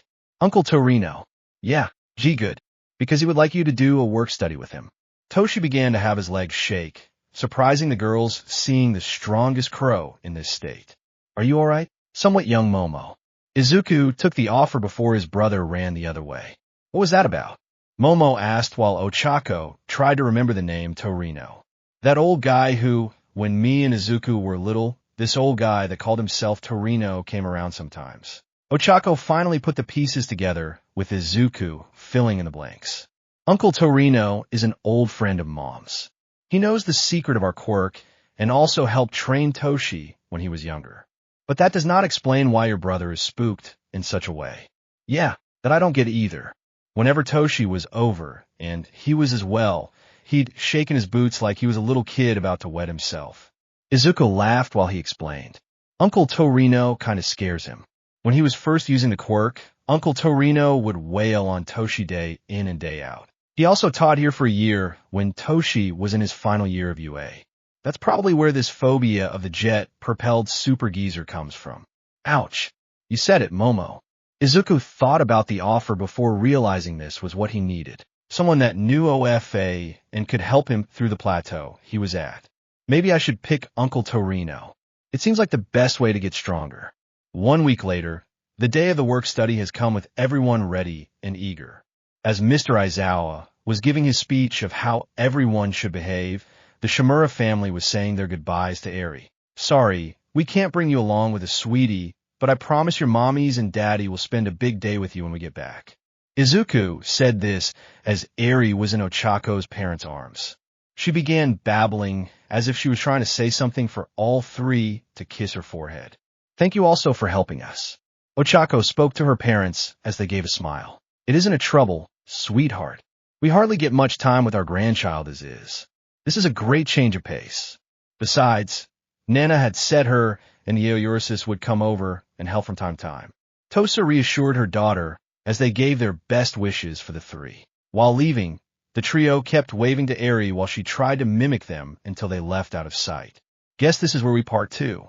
Ochako was a little saddened by this, since her and Momo wouldn't see Izuku for a whole week. He understood this to grab both girls to kiss their lips, making everyone in the area look over. Comments ranged from quite bold to how daring with the other travelers before Izuku broke the kiss. Even though we're going to be apart for a small bit of time, I still love you both. They smiled and blushed a bit at this before answering back. We love you too, Izuku. They began leaving to their train and waving at their husband. His train started to get called, forcing the electric quirk user to run to his loading area. On the way, he passed Ida, who held a face as if he was ready to do something that needed to be done. The memory of Hosu happened to cross in Izuku's head with a bit of fear for his engine, quirk-using friend. Whatever you do, Ida, don't go after Stain. Going after someone that hurt your family never ends well. Toshi can tell you that. He boarded his train, remembering the battle against AFO that had Toshi on the verge of dying. Revenge never makes things right. It just causes more pain in the end for everyone involved. Izuku stood outside a dilapidated building after reading the directions to where he was meant to go. Toshi did give me accurate directions, right? He glanced at the building, amazed it was standing to begin with, let alone someone actually living inside. I'm kind of scared this building's going to cave in on me the second I go inside. The young electric quirk user let a deep sigh out before walking towards the door. Nothing's going to happen as long as I'm just standing around. I could debate this all I want, but that won't change anything too significantly. The young boy opened the door to absolute darkness inside. Why do I feel like someone gave me directions to this place, just so they can pull my leg? Hello, is anyone here? My name is Izuku Shimura, and I'm looking for Gran Torino. Is he here? Izuku kept walking inside before feeling something slick on the bottom of his shoes. Once he looked down, he saw an older man face first in a red liquid. 3. Ah, he's dead. Actually, I'm alive. Ah, he's alive. Wait, how is that scary? The elderly man got up to pat the dirt off himself to show an outfit. Sorry about the trouble. I was making a snack of sausage and ketchup before tripping and falling. Okay. Anyway, my name is Izuku Shimura from UA. My hero name is Silverstrom. The man walked over to the couch before plopping down on it. Nice to meet you, Silverstrom. You remind me of someone. Probably either my brother or mom. What? I said, probably my brother or my mom. What? I said, gee, Sonny, there's no need to shout. You see now, old coot. Izuku mutters this sentence to himself, but is smacked in the head by the older man's wooden cane. I heard that you whippersnapper. He scolds. Then why couldn't you hear what I'm talking about, Mom? Or Toshi? What's your point? Izuku's face palmed himself, knowing he's being played by a man half his size and easily 3 times his age. 2. Anyway, I saw that little fiasco at the sports festival. Mind showing me your version of OFA? Finally, we get to the reason I'm here. You can change in the other room. Izuku went back to change into his costume while preparing himself mentally. When he returned, Gran Torino surprised him with a hit to the torso similar to if he was hit by a jet-propelled pistol. You're not that quick off the prowl? Are you, kid? Izuku regained his composure to send a punch towards the elderly man. This ended with the jet-propelled man pulling back to show a stopwatch. 3 minutes. If you can land a hit on me in that time, you win. If not, you pay for dinner. The electric user smirked while activating OFA in his body. Oh, you're an old-timer. Izuku came directly at Gran Torino for him to jump up and avoid the punch. He jumped from wall to wall before slamming Izuku in the back. Trying to counter, Izuku came at Gran Torino for him to dodge yet again. I'm not going to get anywhere if he keeps dodging like that. I need to think of how he's doing that. Izuku paid close attention to the elderly man's movements to notice that they seemed to be limited for some reason. He waits a few moments. So there has to be some form of limitation. Right before Gran Torino struck him again, Izuku gave a 5% off a smash to him, with the geezer pulling himself back. This was when Izuku felt wind blow almost as if someone blew in his face. Now I get it. Sorry, kid, but you're not going to win this trial that easily. Gran Torino came at Izuku's back for him to dodge and sent a roundhouse to his head. Gran Torino dodged this, falling into a trap Izuku placed. Now's my chance. Izuku charged at Gran Torino, giving a OFA to the gut and knocking the elderly pro into a wall. The stopwatch began buzzing for Izuku to stop it. Guess I win. Cough cough. Not bad, kid. You remind me of your mother when she just got OFA. Wait, if you knew my mom, why were you playing the senile ACT before? Question mark quote quote, because it's kind of funny. Izuku was going to say something, but stopped midway, knowing if this happened to anyone else that he'd be laughing his ass off. Anyway, you seem to have decent control over OFA to some degree. Guess this week will be used to increase your natural skill with it. Yes, sir. I'll look forward to working under you. Gran Torino pulled his cane from the side of him before walking towards Izuku. Starting today, I'll make it so you're like a born natural with a quirk. But be prepared, because you're going to work like you've never worked before. 1. With Ochako and Momo, the two girls found themselves walking out on patrol with a pro hero gun head as he explained how pro heroes do their work and other things. Basically, pro heroes get their pay by the government. They take into consideration the case we did, the length it was to be taken care of, the difficulty, and several other factors such as property damage or injury. It's a bit to take in, but I'm sure that you two will get the gist of it. From what both Ochako and Momo learned of the pro hero, they never expected him to be relatively nice for the most part. He's strangely nice. I honestly thought he was going to be more rowdy like Bakugo from what I've heard. Guess you can't judge a book by its cover. On the patrol, the three found a robber in the midst of holding up a convenience store. Hands in the air, immediately, Gunhead went into action to subdue the man and save the people. Hey, scumbag. The robber turned to get a punch to the face. Here's a tip for the future girls. When you're facing someone with a knife, keep a very close eye on them. The robber began slashing at Gunhead, with him dodging every attack. When you find an opening, exploit it. The pro grabbed the wrist of the robber before twisting it.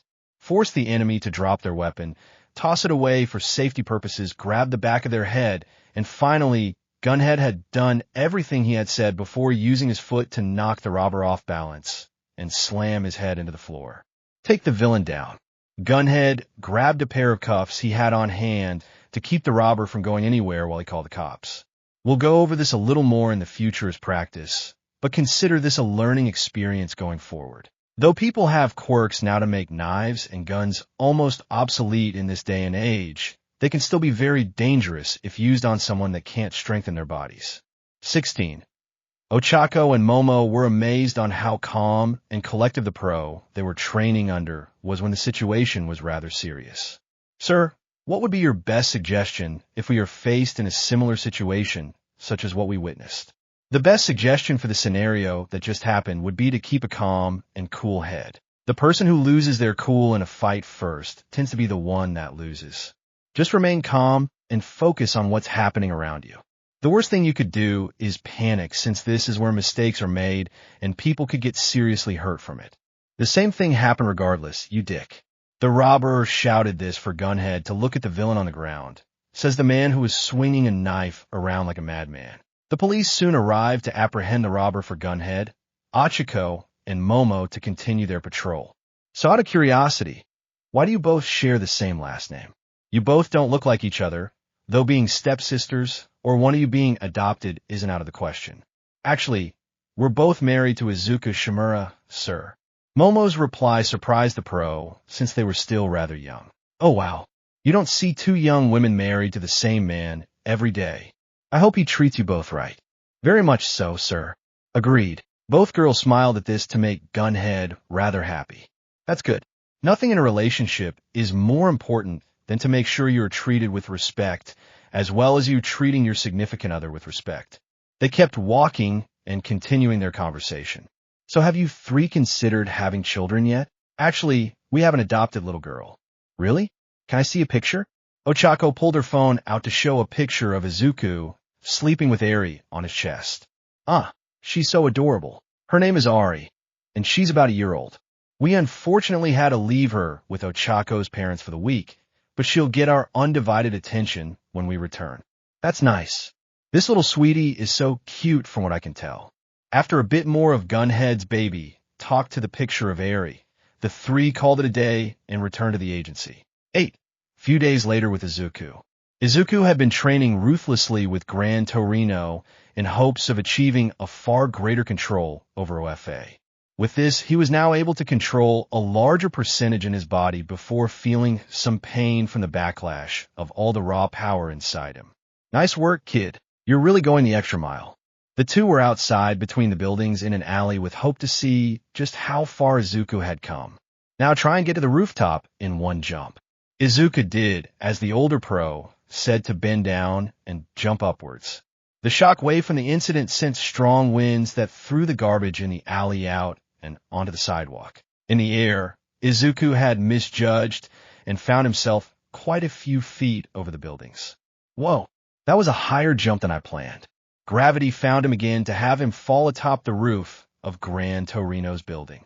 Sadly, the structure wasn't so sound for him to fall through the roof and down the floors below until reaching the ground floor.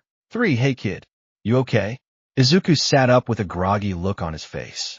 Define okay. He was jabbed with a cane to the cheek to have his attention to the elderly pro. Get up. We're going to go on a trip, kid. Where? Shibuya. Time for phase 2.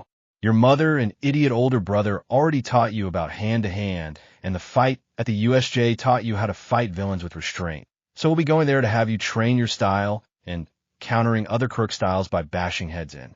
The goal of this is for you to not be accustomed to a single style like that of Toshinori. He's got him there. Tashi's lack of adjustment does seem to put him in some predicaments he could have avoided. Anyway, we'll be taking a bullet train to Shibuya and crossing a couple of cities along the way. At that moment, Izuku remembered that Ida's internship was in Hosu and that the straightaway to Shibuya would pass through the city. He pulled his phone out to text the engine Quirk user, hoping to find out how he's doing. I'm not sure if Ida's on patrol or doing his work study right now, but I hope it's going well for him. In a random location, 3 figures were seen in a rundown bar, 2 of which were the villains that attacked the USJ, while the other was the infamous hero killer, Stain. The villain seemed to have a dispute with the villain Shigaraki, being under Stain with a knife dangerously close to his neck. Kurogiri, warp this fool away now. And NGH, I cannot. This must be the hero killer's quirk. Kurogiri was struggling to remain standing as a cut on his arm is shown. You all are no different than the fake heroes. In this society, those without drive or conviction to do what is needed are the weak. The heroes who only do what they do for self-gain and the villains that shove their weight around are one and the same. They all must be purged. Shigaraki grabbed the knife near his neck with all 5 of his fingers for it to crumble into nothing. Conviction. I've got nothing like that. What drives me, though, I'd have to say is All Might. I want to destroy this society and everything that it stands for. Stain pulled back, seeing the wickedness of the decaying villain's smile.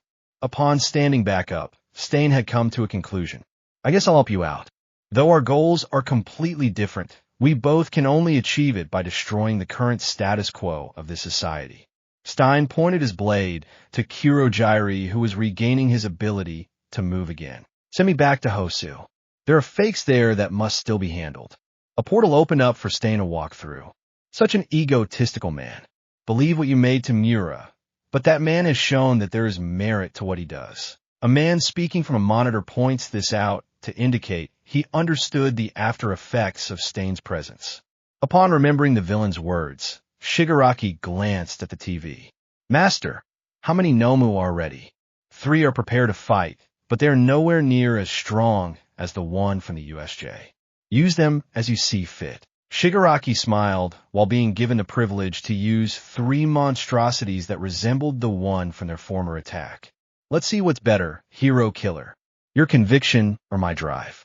A portal had opened for Shigaraki, Kurogiri, and the 3 Nomu to enter in and find themselves in Hosu City.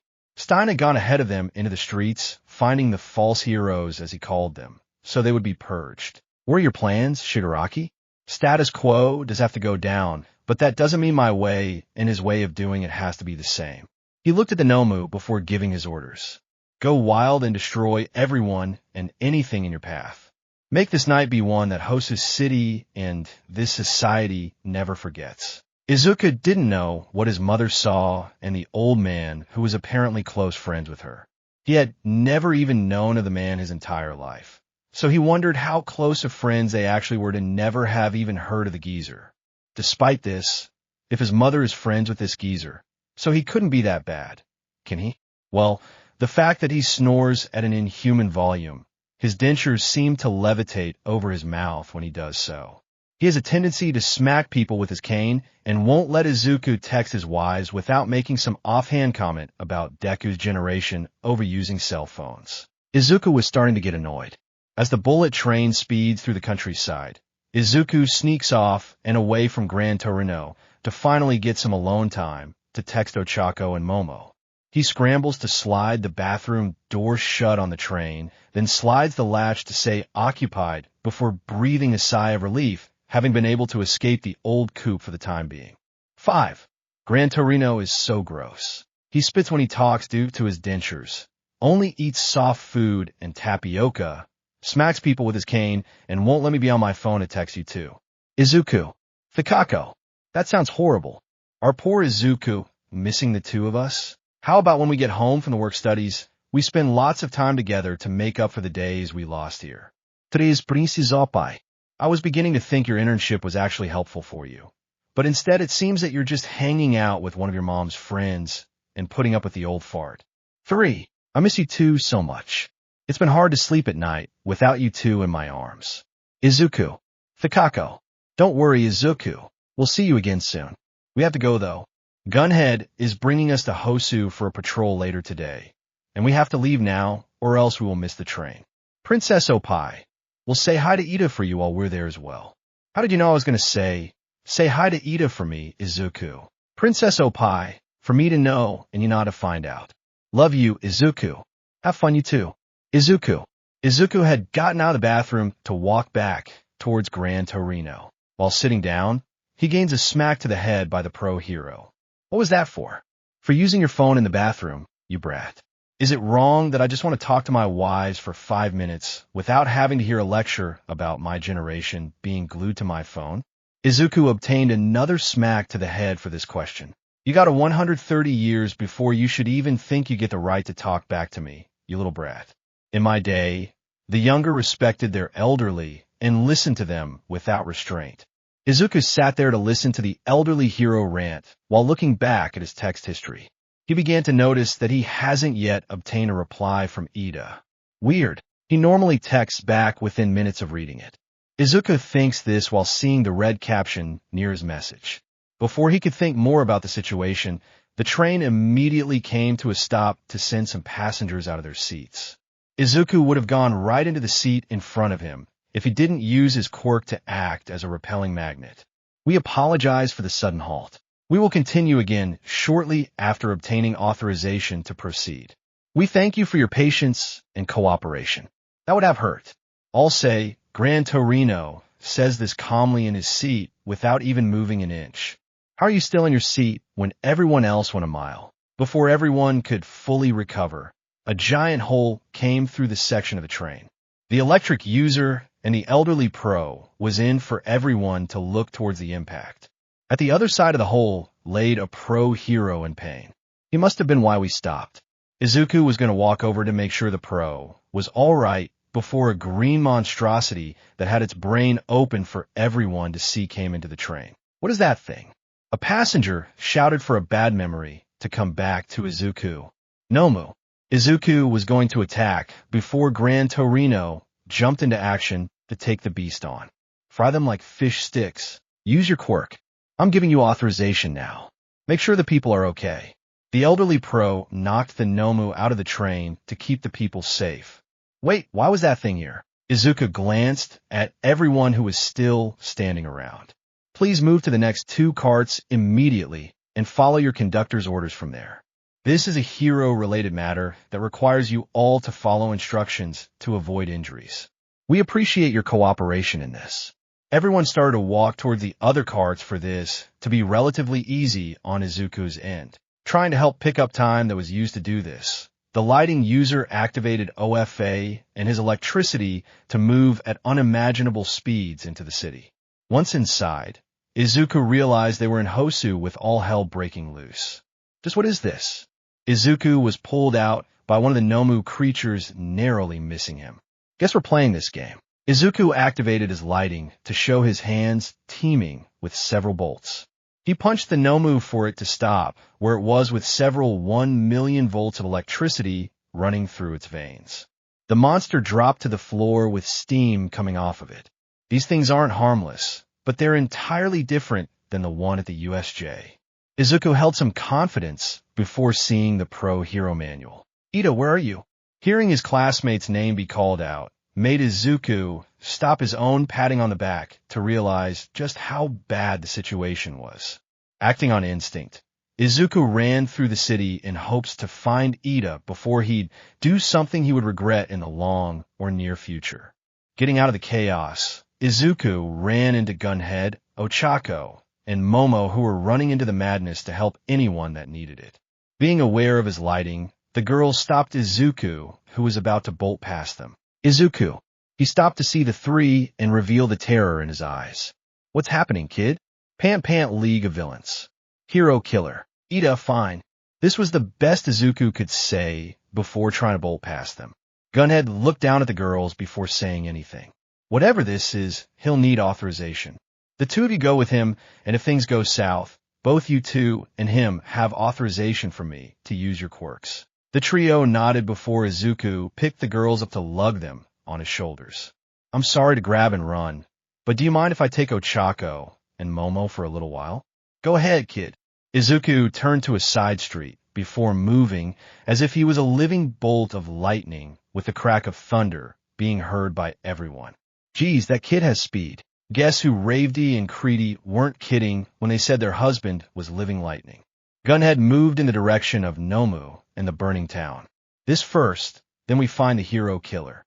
As this went on, Izuku ran down the alleys at literal lighting speed, trying to find Ida in hopes he isn't doing what he was afraid was happening. Izuku, what's with the speed all of a sudden? I'm going to be sick if you don't slow down. To make a long story short, Ida isn't anywhere to be found, and there's these things that look exactly like that Nomu freak from the USJ attacking the city. To make matters worse, there's a good chance that the hero killer is involved with the League of Villains and the attack on the city is a ploy. Both place the pieces together to realize what might actually be happening while they speak. We gotta get moving. Why do you think I'm running at Mach 10? The trio ran into an alley for the image of Stain about to kill Ida being shown to them. Izuku jumped into action to hold his foot out and connect the soul of it to the hero killer's face. Ida, you okay? The engine quirk user looked at Izuku, dumbfounded. What are you doing here, Shimura? I came to save you. Izuku let Ochako and Momo down for both to regain their composure and throw up a bit from the speed in Momo's case. 5. Interesting. You've come here to immediately make sure everyone is safe. A small smirk came upon the villain's face as he said this. Nicely done, boy. Now let's see if you can back that up. Stain pulled his katana out to point at the young electric quirk user. I'm going to point this out right now. Hero killer. Stand down and turn yourself in now. I didn't come here to fight you. If you refuse, I will not guarantee you'll come out of this unscathed. Words are cheap, boy. Your actions must speak as loud as your words. But these are words of wisdom. Never bring a sword to a lightning fight. Izuku declares before clapping his hands together and creating a massive arc of lightning that streams between his hands and arcs off into the air around him. Step liters of electricity jump off his shoulders and across his arms, and his eyes turn a royal blue, with lightning streaming from the corners of his eyes. Oh shit. Stain says in fear, seeing the electricity-coded ninth one for all user. Well, I'm right fucked, aren't I? Izuku snaps his fingers, trapping both him and the hero killer in a cage of electricity as the girls take the pro-hero native and eat out of the alley. I'm giving you this one chance to stand down, take off all your weapons, and cast them aside. If not, you'll be hit with 1.7000000 volts, and most likely will not survive it. I do not wish to take another life of a villain, but I will if I have to. 12. Guess you really have me in a corner then, don't you? I respect your tenacity, but what villain did you kill, if I might ask? Stain says, tightening the grip on his serrated katana. Overhaul. He was trying to abduct a defenseless infant and attack two innocents. I did what I had to make sure that the child and the people survived. Izuku answers as a bolt of electricity arcs into a nearby window-mounted AC unit, causing a massive thunder crack to reverberate off the alley. This is why I do this. None of these heroes are like you or All Might. You, and he set your lives on the line to protect people who need it. Others just want it for fame. They don't care about the people. They just want to fill their pocketbooks. You have conviction to do the right thing at all costs. My conviction is to rid the world of the corrupt heroes that only want to better themselves with material gains rather than the world. Stain throws his sword to the side before grabbing a glass dagger from his bandolier and trying to throw it at Ida through the electric barrier. A lightning bolt arcs into the dagger and shatters it into microscopic pieces. That won't work. This lightning doesn't act like the normal stuff. I control whether or not you become an unlucky fly that got caught in a bug zapper, no matter what you are wearing. The rubber boots and grips of your blades won't save you from the electricity I control. I'm saying this one last time. Drop your weapons. I really don't want to have to kill you. Burnt flesh from electricity is a smell you never forget. Stain weighed his options at that moment. He knew there won't be a happy ending to this story, but he readied himself for a dark fate long before he met Izuku.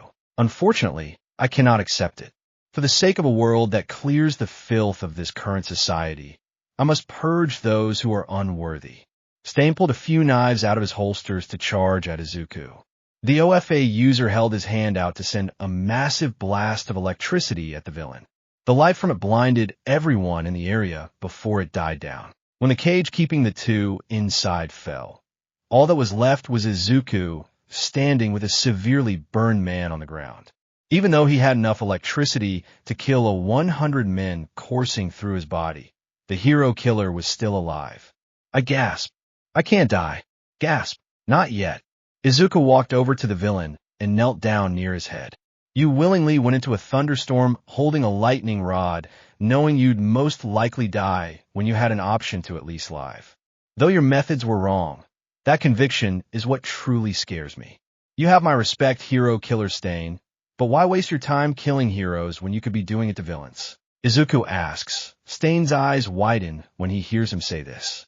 Though I don't like the heroes who are only in it for the fame, a thought of Mount Lady passes through their minds. Or for the fans, Midnight is now thought of by the two of them. Or riches for their own greed and not to support family, they're still heroes. Risking their lives for others despite their motives being selfish, at least they're doing the right thing. By killing them just for their desires makes you no better than the corruption that plagues our society. If you were to kill villains, though, it would still be murder. It can be justified as a means to peace. Izuku explains before taking a long, deep breath. The road to peace and change is a long one, stained with blood, with tears, and with sorrows. You take a life because you want to. You want to send a message that we need to change. You want to force us to change our ways. You should never take a life based on a want, but a need. I needed to protect a near newborn from a villain who would have done unspeakable things to her. I needed to protect the two women with me, and I needed to protect myself. But I didn't need to kill you, which is why I didn't. Sure, it hurt like hell, but there were no amps in the electricity I was creating. It only takes 0.7 to kill a man, and for you. There was 0. Hopefully, you can redeem yourself for your crimes, change your ways, and fight on the side of the heroes against the villains. But until then, you're still a murderer. Izuku says before placing the tip of his index finger between his eyes. A small discharge of electricity short-circuits Stain's brain and knocks him unconscious. Leaving the alley, Izuku had thought of Stain's convictions and how far he was willing to go.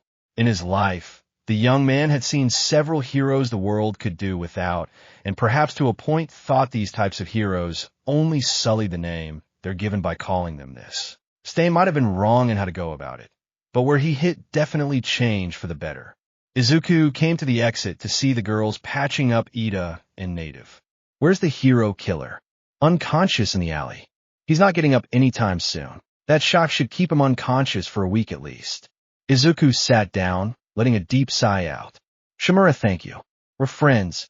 Ida, we help each other when we need it, and don't try to take everything on ourselves. Friends have your back, and that's all this was today. The engine quirk user felt great guilt. He forced his friend to get involved with his problems. I know how much the fact of your brother being unable to walk again must have hurt you, but that doesn't make what you did right. How do you think he'd feel if you died because you want to take revenge out for what happened? That fire in your heart to take revenge will leave you cold in your grave. Never let your emotions cloud your judgment when it comes to doing what's right. Tears ran down Ida's face while nodding. Yes, I'm sorry that I troubled you all. It's fine, man. It's not your fault. In the end, we're all human. We have flaws and things we'd rather not do, but do them because we deemed it right.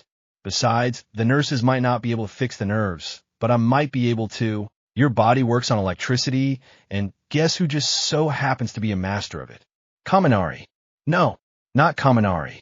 He fries his own brain when he adds 2-2. Me. I can control the electricity I put out to match the same as the nerves causing them to fire again. Though it will take some trial and error, I'm sure we can get your brother up and walking again. 2. A smile crept on Ida's face, realizing that his older brother may not have to live the rest of his life in a wheelchair. Thank you. You have no idea how much that means to me. It's fine. Just don't expect it to be immediate. I haven't had significant practice in that line of control. Not that I can't. But let's just say that when I was learning to fry the part of the brain that allows for quirk usage, I may have left a few dozen death row villains brain dead. Scary. Yeah, not my crowning. Once the cops came to apprehend the hero killer, written statements were taken of the Shimuras, Ida, Native, and their work-study pros.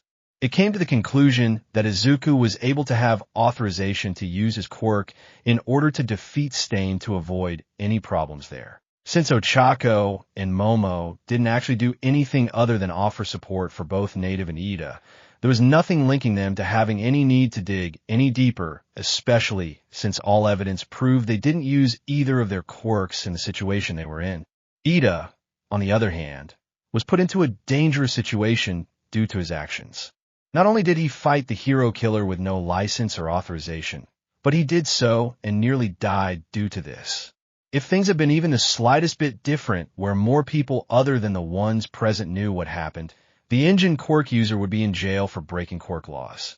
Fortunately, the police were able to cover this up since it would be deemed wrong in the populace eyes if this were to get out and be looked at as a favoritism situation since Izuku wasn't charged. He got away with just a slap on the wrists, but Ida took what happened to heart to understand he should never act on his own emotions like he did during that night.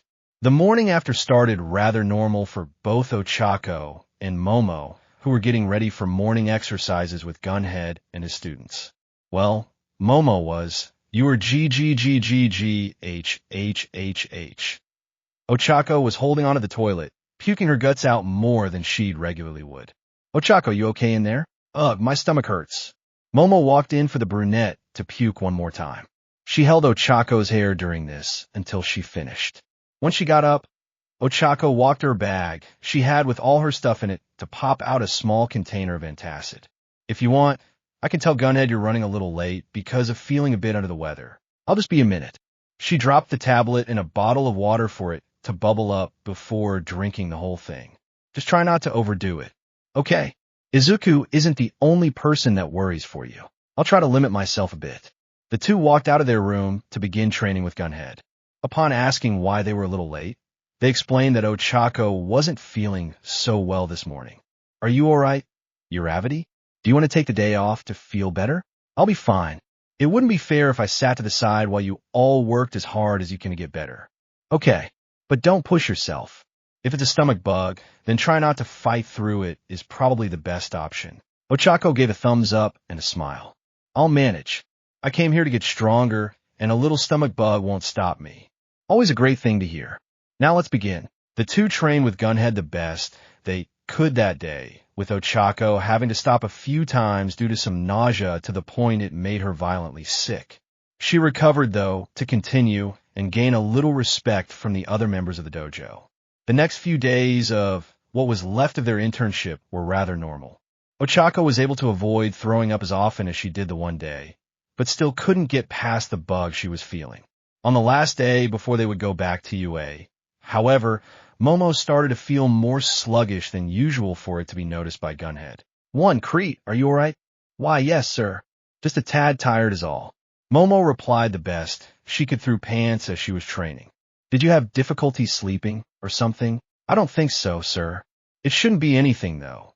So let's please continue so I don't waste your time. They continued for a little longer before the pro called a break for everyone.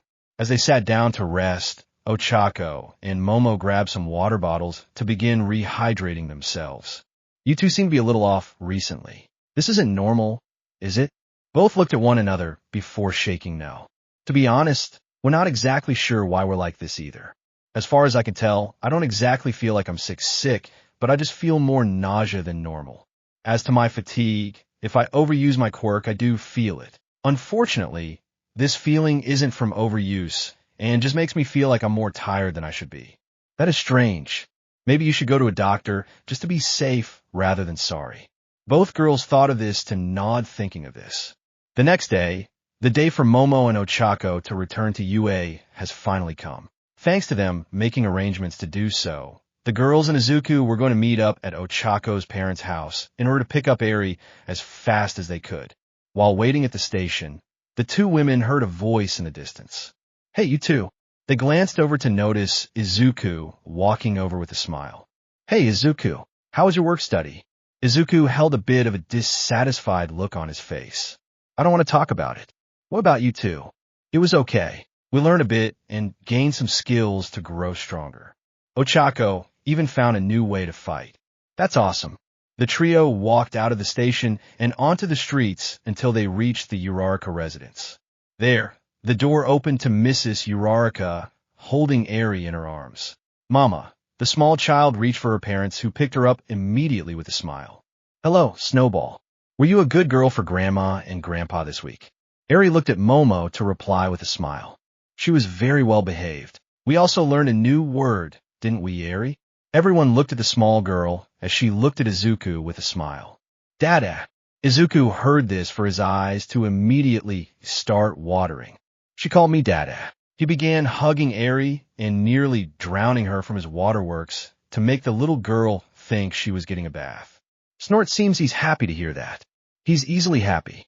Both girls replied to Ochako's mother as they began to go inside to grab Eri's things and pass them to their crying husband. They then grab Eri to put her in the harness on Momo as they begin walking back to the school. On the way, Ochako starts to feel nauseous a bit to the point they had to stop at a bathroom in a local park to vomit. This was rather strange to Izuku since his wife didn't use her quirk and had no exact reason to do this. He immediately puts this off as nothing to then notice Momo start to nod off to catch her.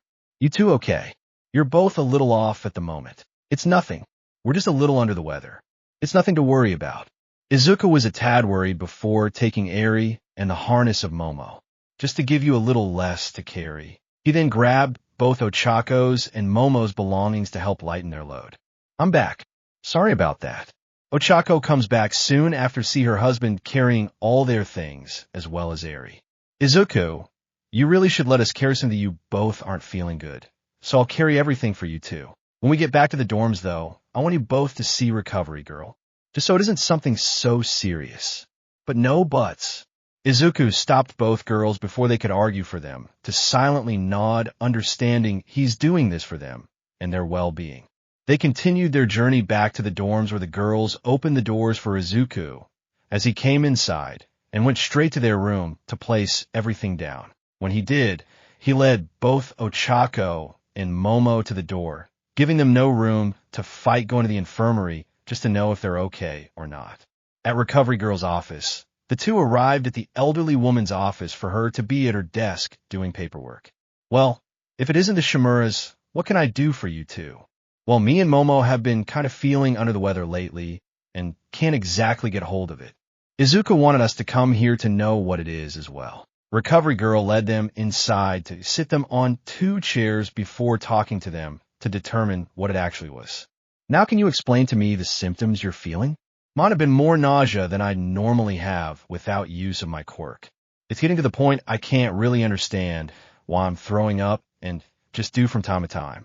Sounds like a stomach bug. And for you, dearie, fatigue, and some situations of passing out due to this. The elderly woman went inside her cabinets to pull out a few thermometers while taking their blood pressures. She got nothing from there to listen to both their breathing and look in their eyes to rule out any issues with those as well. As far as she could tell, neither had any symptoms of being sick except these issues of theirs. All right, just to rule out one final thing now. Since you both are married, have you both been sexually active as of recently? Both thought back to the last time they actually did do it with Izuku. Last time was about 2 weeks ago, as we can tell. Ochako replied for Recovery Girl to put this down. Did you use protection at all? Both blushed as Momo explained. Unfortunately, we were physically incapable to comprehend that when we did. How so? They explained that one of their classmates spiked the drinks they had after the sports festival for Recovery Girl to understand this. She decided to ask one final question to determine if this is accurate or not for a possibility. When was your last cycle? And if you're late, how late are you? Both thought about this and realized they were both over a week late on theirs. I've been late for about 10 days now. 8 for me. Recovery Girl got off her chair to walk over to a drawer of hers to open. Inside, she pulled 2 packages out and gave them to the girls. There is a restroom across the hall. I like to be certain of this before going any farther. Ochako and Momo glanced down at the packages to realize they were pregnancy tests. The thought never crossed their minds due to how much was going on around them, but realized that they never got an answer to either them being or not being pregnant after the night they were drunk and did it. They both got up to enter into the bathroom to determine the truth. Once back, they waited for what seemed like an eternity in minutes as the 2 tests showed a positive on them. I believe that is the answer to why you two are feeling this way. Both froze, realizing this, to have a smile creep on their faces. They were going to be parents to their own biological children. Now, before we go any farther, I must ask you both to tell your husband this, since this is something that does involve him. Once you do that, you 3 can talk amongst yourselves on how to tell your parents. Both smiled before nodding and thanking Recovery Girl for her time. She accepted this and continued with her work for the 2 newly confirmed mothers-to-be to walk out. As they did, a blond man came out of the other room, holding a shocked face at what he had just overheard. You know it's rude to eavesdrop. Sorry, just happened to hear that. Tashinori was beyond amazed that Izuku was now going to be a father of not 1, not 2, but 3 kids. You should probably keep this from your mother. It's better the girls and your brother tells them. If you do, you could cause some issues that the family was told as opposed to the actual father first. Fair enough. The blonde pro sat down for his usual checkup since his injury, with a smile being on his face. I wish you the best of luck in fatherhood going forward, Izuku. I know you'll become as good of a father to your children that are coming as you are to little Eri. As this happened, Ochako and Momo began walking back to the dorms thinking of possible names, while holding back most of their excitement to only be brimming with joy to onlookers who were unaware of the news they were given. Chako and Momo were walking back with a little more pep in their step before bumping into Juro and Sue from their class. They noticed their happy demeanor to stop the duo to question. Yo, Shimomo, what's got you so happy? Juro spoke up while Sue looked at them to ask as well. Ochako, you seem to be happier than you look coming back to the dorms. What happened? Ochako looked at Momo, who was wondering if they should say or not. They both shrugged before agreeing. We'll tell you, but you have to keep this a secret from Izuku. Yes, we'd like to tell him this ourselves. What? Are you both pregnant or something? Jiro started to laugh at her comment a bit, with both girls being completely silent, with the Ochako Quirk user getting quieter and quieter until there was nothing but a dead silence between all 4 of them. 2. So, is it something about pregnancy or something? Both remained silent, with Sue's eyes going blank, as if she knew exactly what was happening. Ribbit.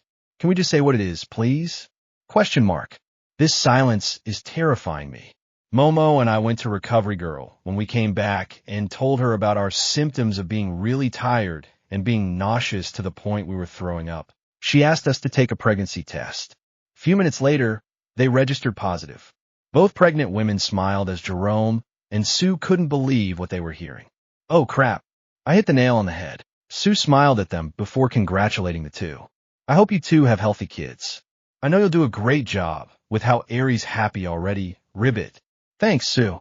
That means a lot. The 4 started to walk back to the dormitory. Upon walking inside, They noticed both Izuku and Inko on the sofa, watching Aries and Toshiki play on a mat in front of them while enjoying some time. Hey, Inko, what are you doing here? The green-haired mother looked over to smile. Momo, Ochako, nice to see you two again. I came over to give Toshiki some time with Aries, since for the past week her father and I have been a little busy and couldn't see her. Apparently, she went every day going, Mama, for them to finally get the chance today. Both girls smiled at watching the two children play on the floor with building blocks before knocking them down like it was a game. They couldn't help but laugh with So and Jiro heading upstairs to relax. Meanwhile, Inko began to notice something about both Ochako and Momo that she was rather interested in.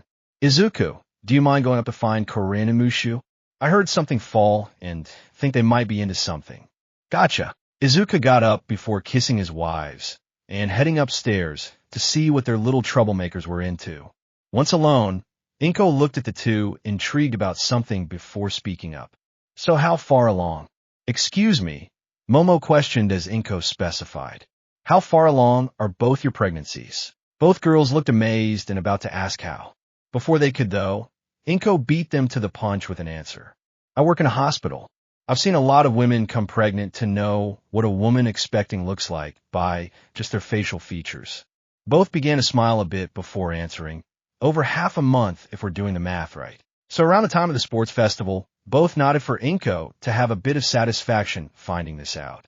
So how are you going to tell Izuku? We honestly do not know yet.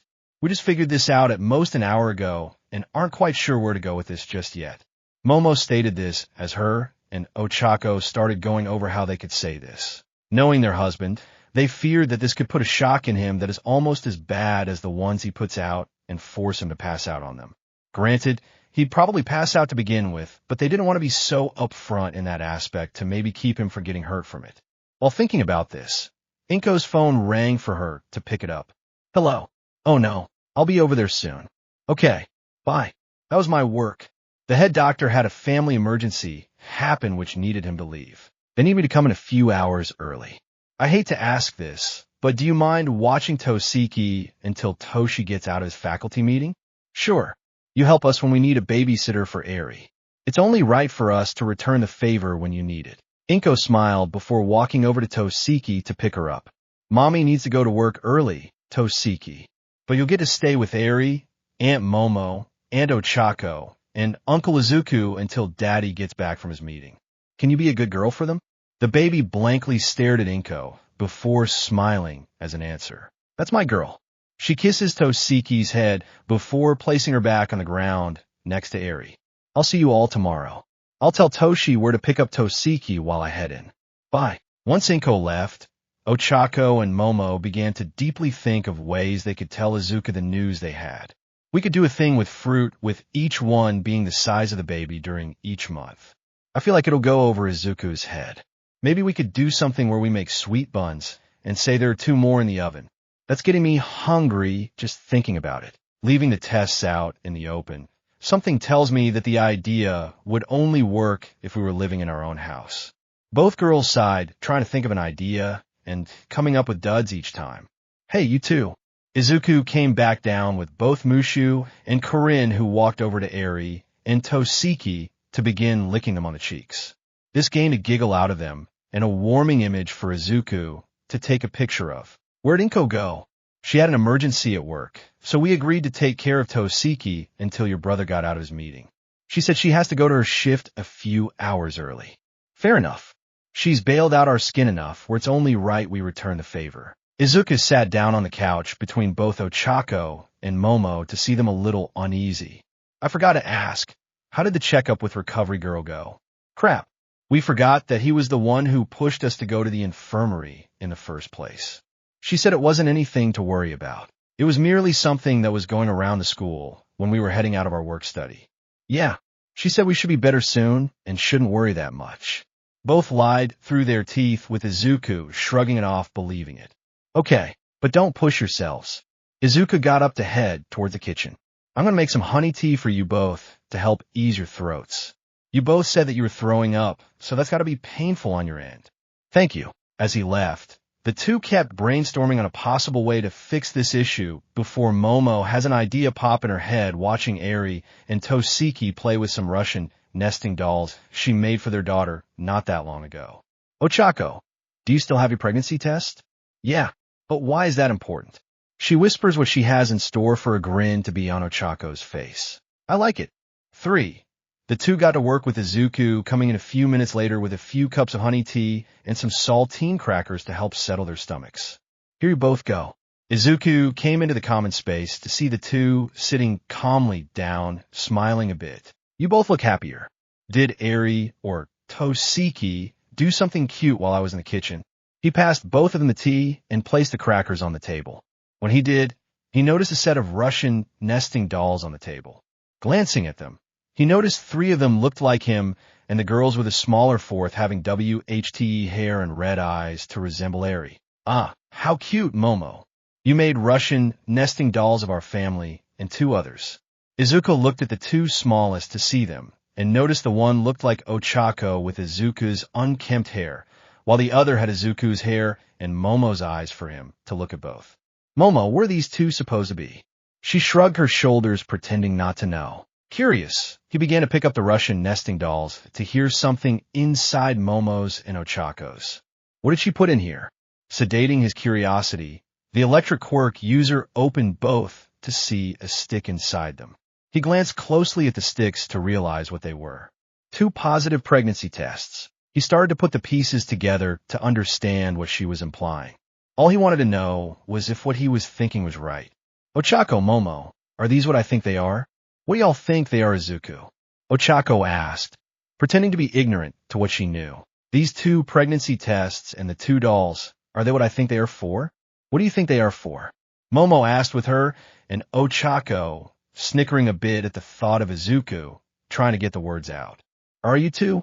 You know, we can't tell you if you don't tell us what you mean. Momo smirked with some of the class walking down to hear this conversation a bit. Finally, Izuku came out and blurted out what he thought.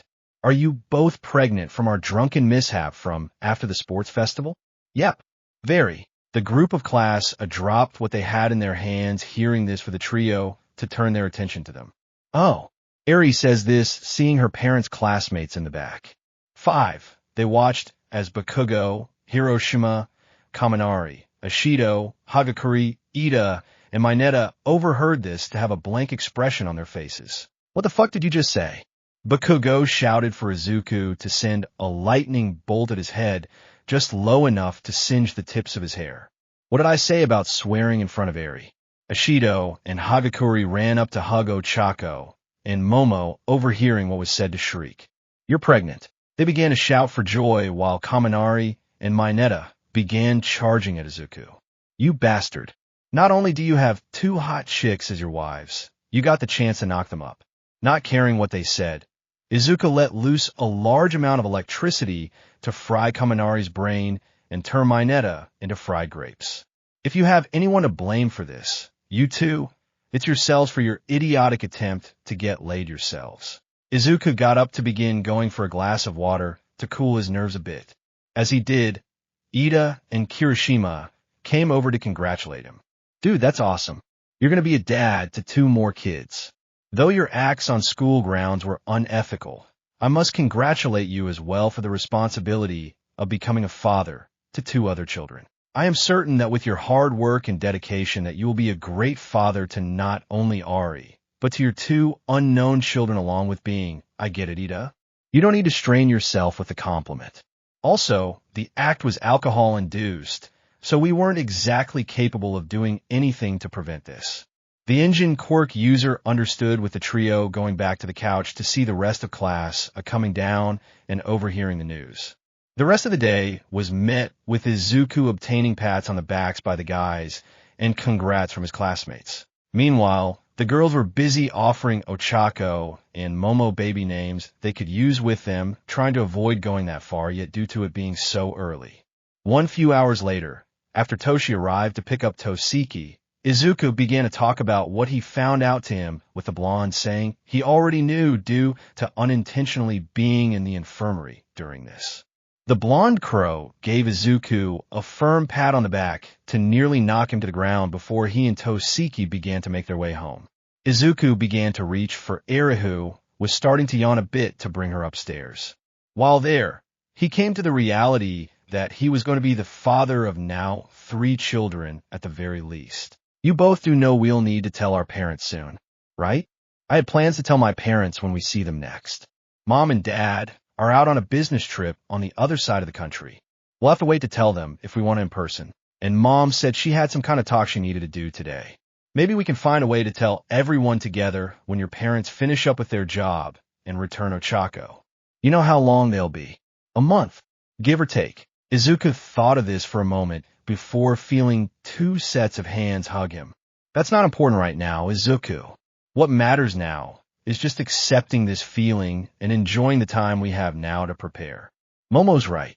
We'll worry about the small stuff later. Izuku started to smile at this before yawning a bit himself.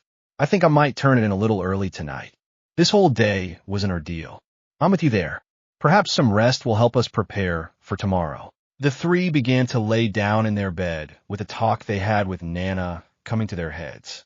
Should we worry about whether they're stronger than me, Izuku? Questions for later. They started to fall into a deep sleep before smiling, holding one another happy about the news they got today. The day after everyone returned to the school began with the family of 4 and soon-to-be 6 walking to class happily. Eri decided to cling towards Ochako for the day, with the brunette adhering to the baby's request. While walking down the halls, however, news of their pregnancy spread like a wildfire. This wasn't actually frowned upon by the teachers, predominantly due to them already being married. However, it did cause them some issues as a whole. In the case of teachers like Ectoplasm, Hound Dog, and Cementos, they weren't exactly fond of teaching expecting parents due to feeling they weren't old enough to be parents through personal thoughts.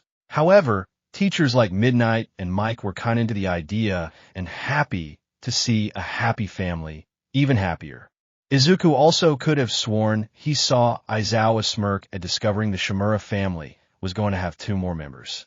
But just as the news spread to the teachers, the students had also learned.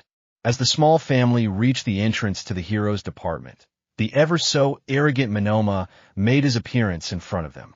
Well, I guess it isn't much of a surprise. Inferior pests like you 3 would knock each other up. This must be so embarrassing to the members of Class A. He started to laugh uncontrollably before spouting more nonsense. Oh, the shame you must feel. Not only is your class the only one that has to suffer this, but you now have to worry about disgusting your family's reputation. Such a shame for the family of several number 1 Hiroga. Manuma was cut short by Kendo Karate, chopping his neck to knock the foolish blonde out. Sorry about that. He doesn't know when to shut his mouth. If you wouldn't have, I would have. Izuku says this rather irritated as the fact he not only insulted his wives, but now his family struck a sour nerve. You good, man. Hitoshi walked over with a girl that had silver hair that covered one of her eyes beside him. Yeah, just someone trying to pick a fight. Simple enough. He got it with the wrong person. The group snickered a tad bit before Hitoshi asked the elephant in the room. So you 2 are really pregnant? Yep, indeed. A smile grew on the purple-haired boy's face before walking over to Eri. Guess you're getting a few new siblings. You happy? Eri didn't understand it enough, but smiled at Hitoshi reaching for his hair to give a tug. Ow! He unlatched the baby's rather insane grip before standing up. Well, I gotta get going. Later, Izuku, the purple-haired boy, then turned to the silver-haired girl. I'll talk to you at lunch, Reiko. They kissed before Hitoshi walked away with the girl, now known as Reiko, smiling. Ahem. She was pulled from her days when Kendo cleared her throat. So I didn't know that guy was your type. Me and Hitoshi talked during the sports festival. We hit it off kind of well and decided to go on a few dates. The other day when we came back from the work study, we sort of made us a thing. You know what? That's really nice. Good for the both of you. Izuku smiled, knowing his cousin, who felt like a second brother to him, had someone in his life. The 2 eventually left for their class with the unconscious blonde before the 4 went to Class A2. As they walked in, Izuku, Ochako, and Momo were looked at by everyone, with the ones that weren't around during the incident, with Izuku learning about the group's news now aware of it. The guys began to congratulate Izuku with the girls as a whole, the two about how they feel and what ideas for names they may have. This stopped, however, when their teacher walked in. Okay, so it's come to our attention that the problem family now has a more unique problem of their own. The three somewhat laughed at this, while Aizawa remained rather neutral in the matter. Anyway, this needs to be discussed first. Though you are adults and are married, with us not being in our rights to discuss or criticize you on the fact you could or couldn't have a family, that doesn't mean you should in particular. We have, however, understood that this was an accident, with the final result being that we won't take action against you. We will, however, limit Shimura wives 1 and 2 of their physical activities when the first trimester ends and they start showing. At this point, it will be dangerous for them to commit to any forms of serious activity due to it being unhealthy for them and the kids they are carrying at the moment. This comment somewhat relieved the three, knowing there was no issue in this. Now let's return to the task at hand. Time skipped to the end of the school day. As school let out for everyone, the Shimura family went right to the dorms to change into casual clothes and get ready to go tell their families in person of their news. On the way, the three began calling their families to tell them that they had something they needed to talk about with them. They decided to go to the Yaoyorozu's estate first on their news parade. As they traveled through, Momo and Ochako were extremely excited at the fact they were going to tell their parents they were going to have 2 more grandkids coming their way in a little while. Izuku noticed this to smile and wrap his arms around his wives to show his happiness. Once they got to the estate, the guard noticed Momo to smile and let them in to start the journey up the ridiculously long path to the mansion. Has your family ever considered making a taxi service on your property? Ochako asked this for the dark-haired woman to answer. We did have the plans for a tram car, but that idea was taken down for safety reasons. Then I guess we'll be working cardio instead.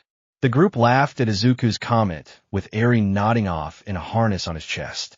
After a mile journey up to the estate, they were met with Momo's parents, Shiromo, and Akito. Hello, you four. Always a pleasure.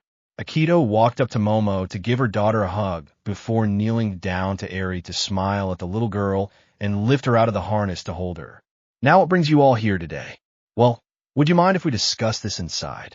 It's kind of a personal matter, Izuku asked, knowing how this could possibly go if it was taken with at least some decency.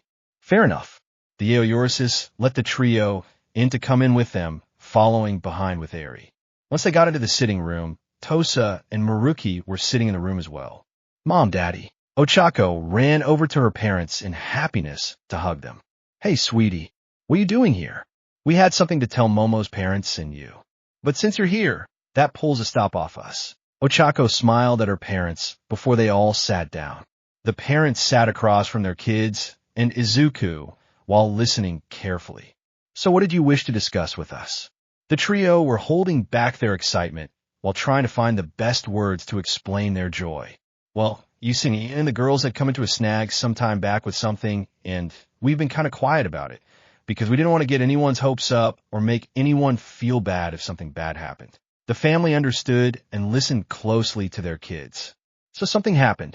Izuku nodded at the buff brunette while trying to speak up. Before we start this, we want to know exactly what you would think if we really did have more grandkids for you. The adults went quiet when they heard this from Momo and Ochako to take the lead. Mom, Mother, Dad, Father, I'm pregnant. A deafening silence came into the room to scare the young parents. Can someone say something, please? The electric quirk user thought this before Maruki fell over onto the floor. Is he okay? Izuku shouted for Tosa to check his pulse. He's okay. I think he was just overwhelmed by the statement. Both mothers looked at their daughters in somewhat disbelief before asking to make certain what they heard was right. You both are expecting. Aikido asked for Ochako and Momo to nod happily. Both women screamed for joy while going to hug their daughter in happiness. I'm going to be a grandma again. Meanwhile, Maruki regained his composure with him, and Shiroma looking at Izuku in a bit of disbelief. So you've finally done what I thought you wouldn't have the guts to do, kid. Good on you. Maruki went up to smack Izuku's back to somewhat hurt him. Well, this is something worthy of a shock. Congratulations to you three. Nothing makes me happier than to find out that I'll be a grandfather to my daughter's children. The black-haired man walked over to a cabinet to bring out a bit of hyper-expensive 200-year-old scotch for them to celebrate. I think a toast is in order. Sorry, sir, but we can't really stick around so much. We still need to tell the situation to my mom and get back to school before curfew. But we do appreciate the offer. Izuku explained this as the man understood. Fair enough, but let us offer some tea, at least in a form of gratitude. The three didn't find any issue as they waited and discussed what would happen next. As the tea came, Aikido and Tosa began talking about giving their baby clothes to help. Meanwhile, Shiroma was able to convince Izuku with some help from Maruki to at least share a toast with him of the scotch to help commemorate the day. He didn't have much since Izuku wasn't much a drinker and he didn't want to give the wrong impression when he visited his mother, but he also didn't want to be rude to his in-laws. After about an hour, the group began walking to the Shimura residence and saying their goodbyes to the Urarakas and Yaoyorozu. On the way towards the home, Izuku started to chew a bit of gum in order to hide the scent of liquor from his mother. He knew he'd have an earful from her if he showed up on her doorstep with the smell of booze on him at 5 in the afternoon, but hopefully she would understand if they came from the girls' families that wanted to celebrate becoming future grandparents. Once they reached the home, Izuku had noticed his brother's truck in the driveway to smile. The four went to the door to knock with Nana, opening it up to smile at them with a rather odd air. Hey, you four. What brings you here? The former pro seemed to be holding a rather elated attitude as they were let in. When they came to the living room, Toshi was sitting down with Tosiki beside them playing on the floor with some blocks. Eri noticed her cousin to try and get out of the harness to play with her. Izuku let her out for the small babies to crawl over and begin a small baby banter to make everyone laugh. Hey, Mom, were you serious when you said you wouldn't mind having a grandchild back when you talked about it? Yes. The woman held a cocky grin to her the entire time, with it starting to creep Izuku and the girls out. Well, we have something to tell you about that. Izuku cleared his throat before saying what's happening.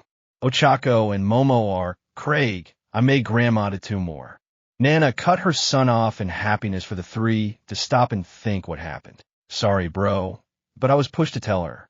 More like I wanted you to tell me. Toshi. Nana laughed while Izuku looked at his blonde brother. You know it's hard to keep secret from her. Okay, but how do you know?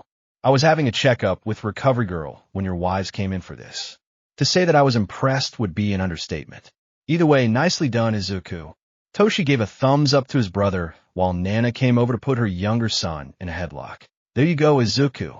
That's how you show you've got a pair. Sniff, sniff, and you smell like alcohol. You want to tell me why? 3. Izuku mentally screamed while explaining they went to the Yaoyorozu's estate first to tell them, with the Urarakas being there as well. They shared some scotch as a way to celebrate with this passing for the mother's reasoning to not give her son a beating for drinking early in the day at her logic. So how far along are you both? Not that far, but we did use a pregnancy test to find out we're at least 2 weeks in if we do the math. Momo stated for the former pro to wrestle her son's hair in the joy of it all. Well, I hope you 3 are happy at least, and you can count on me if you need help.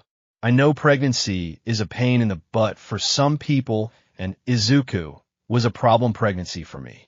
I wasn't that bad, was I? Nana looked at her son emotionless with Tashinori explaining.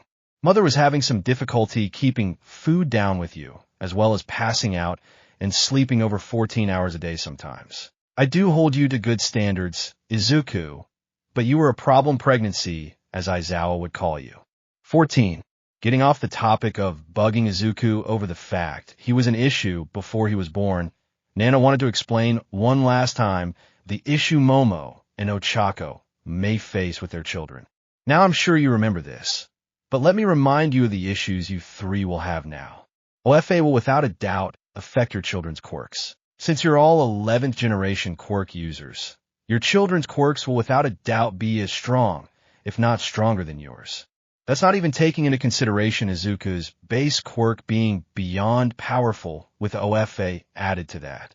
So if you take those 3 factors into consideration, your kids could have a crazy powerful quirk with Momo's possibly being similar to that of a god's depending on how the quirk manifests in hers. They were explained back when they first got married about the possible strength their kids could have, but the issue now has come back to make them understand the reality of what will be now. They could literally be carrying one of the most powerful quirk users that could ever live at the moment inside them. This somewhat spooked them with it being noticed by everyone. 17. Just relax, okay? Izuku was, and still literally, is one of the most powerful beings in the world with him, turning out okay. Just make sure you're careful about how you raise them. If we don't, we could end up with mini Kachins. Shiver. That's a scary thought of having a kid with that much of a superiority complex.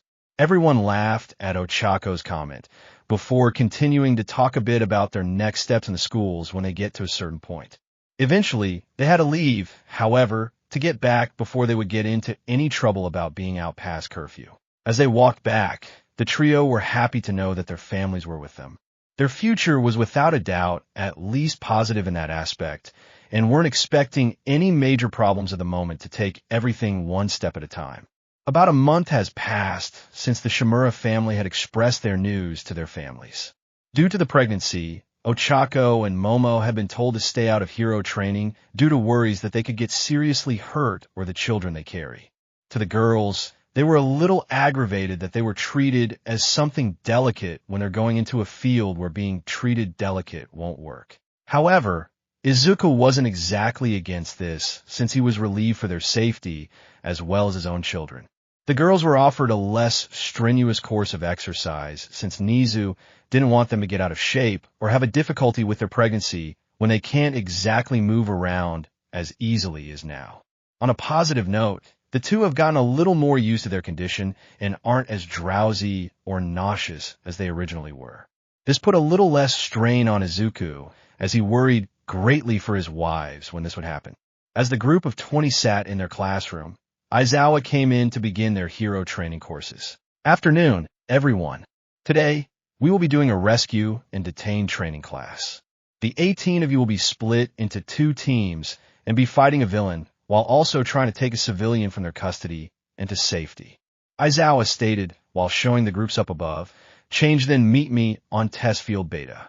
The young adults did as their teacher said and began to head toward the changing area. There, Izuku noticed Mineta try and peek through the peephole that somehow came through again. He held his hand out to the small pervert with the audible sound of volts around. Go ahead. I dare you to try what you're doing, you little perv.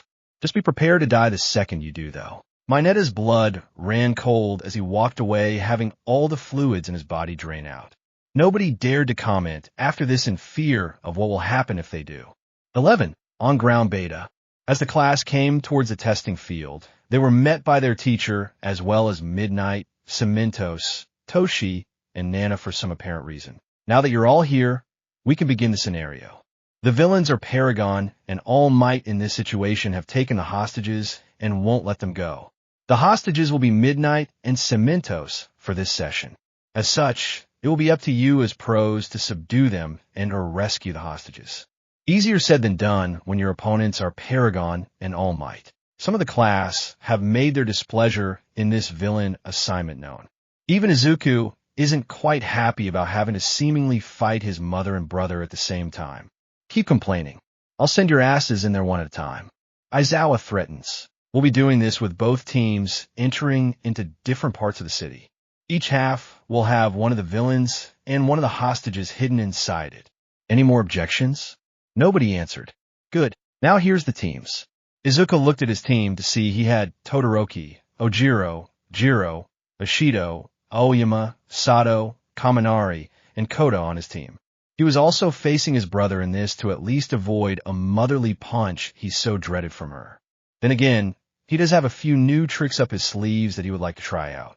Here's hoping that his mother and brother are fans of a shocking new revelation. You have 20 minutes to finish the exercise. Remember, you are actually rescuing real hostages here. Any harm that comes to them will come out of your grade.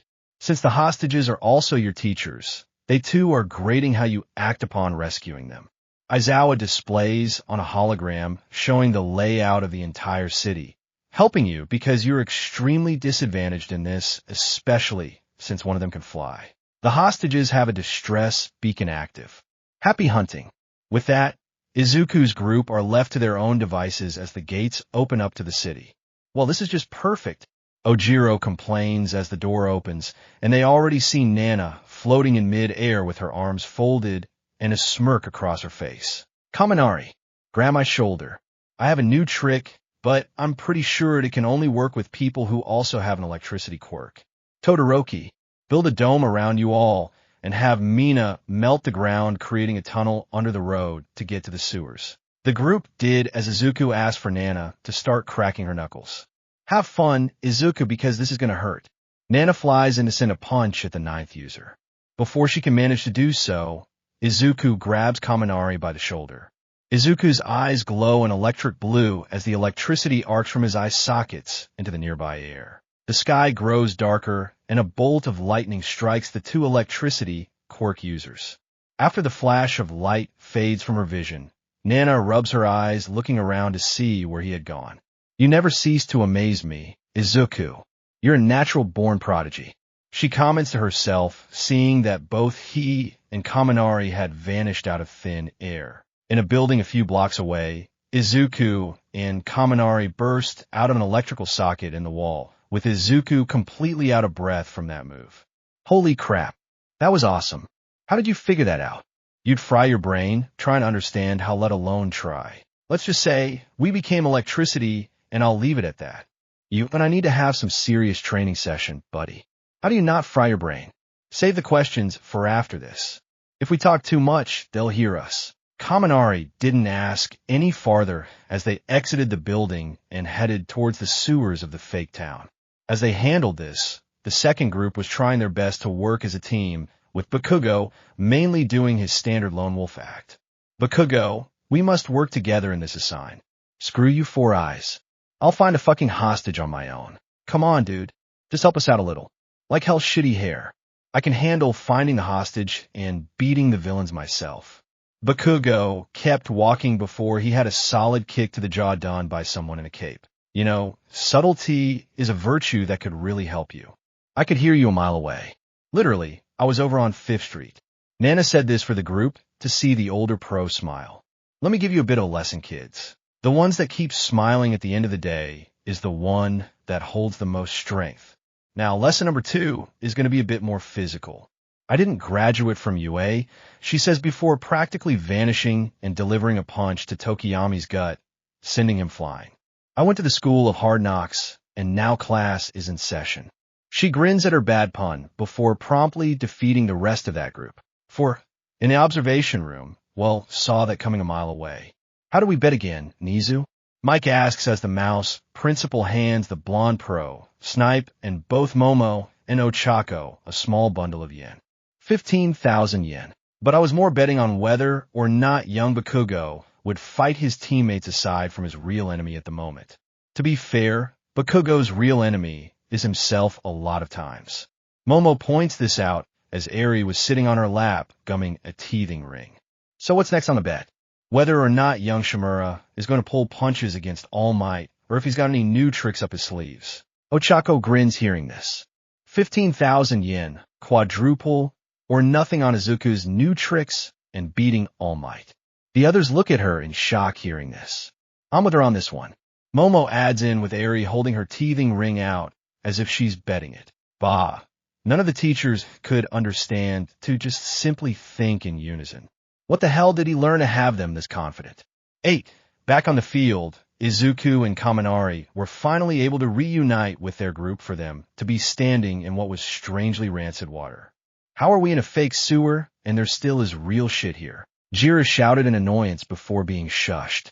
Where do you think we go when the stalls in the dorms are all being used? That's besides the point. We're in a tunnel system. All noise carries through this silence. Kaminari says, putting his finger over his lips. Didn't know he could actually say something smart for a change. So what now then? Sato asks, unsure what to do along with their animal-speaking classmate. All the tunnels are connected. I have a way to find where the hostages and All Might are. Thing is, I need not only total silence, but for all of you to turn every electronic thing you have off. This will fry them. Without much more of a warning, the class turns off their phones, communicators and radio beacons going dark in the observation room. Izuku leaves his on, however, since they will be unaffected by himself. Placing a hand on the brick tunnel of the sewer system, a small golden spherical ball of energy appears in his hand, placing in the wall. A sudden burst, sounding like an arching Jacob's ladder, spark echoes through the tunnels as a tingling feeling washes over the group. A few moments later, Izuku gets an echo to the pulse he sent out, giving him the exact position of the hostages. All Might was actually away from them, giving them this tiny window of opportunity. All right, looks like I know where the hostages and All Might are. Todoroki, you take 4 of our group to get Cementos.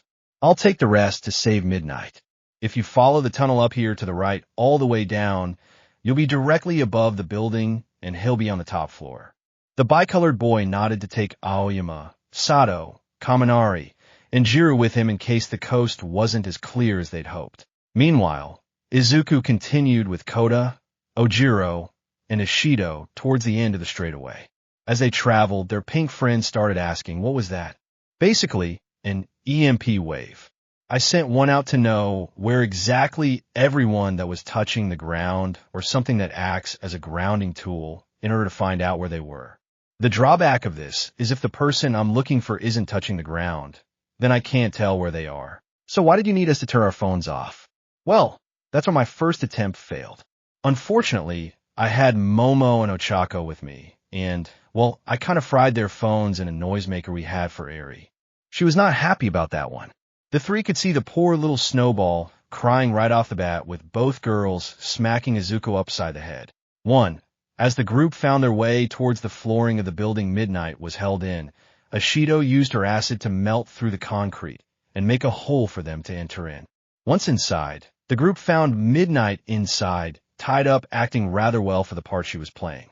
Help me, heroes. These ropes are so tightly knit, it's beginning to bruise me. Is she getting a kick out of this? The forethought as Ishido used her acid to set the civilian free. All right, we're almost at the home stretch. If we take the sewer back down, we can reunite with Todoroki and his group and get everyone out together. Sounds like a plan. The group went back into the tunnel to start heading back the way they came. As they did, they noticed their 5 other teammates with Sato holding Cementos on his back.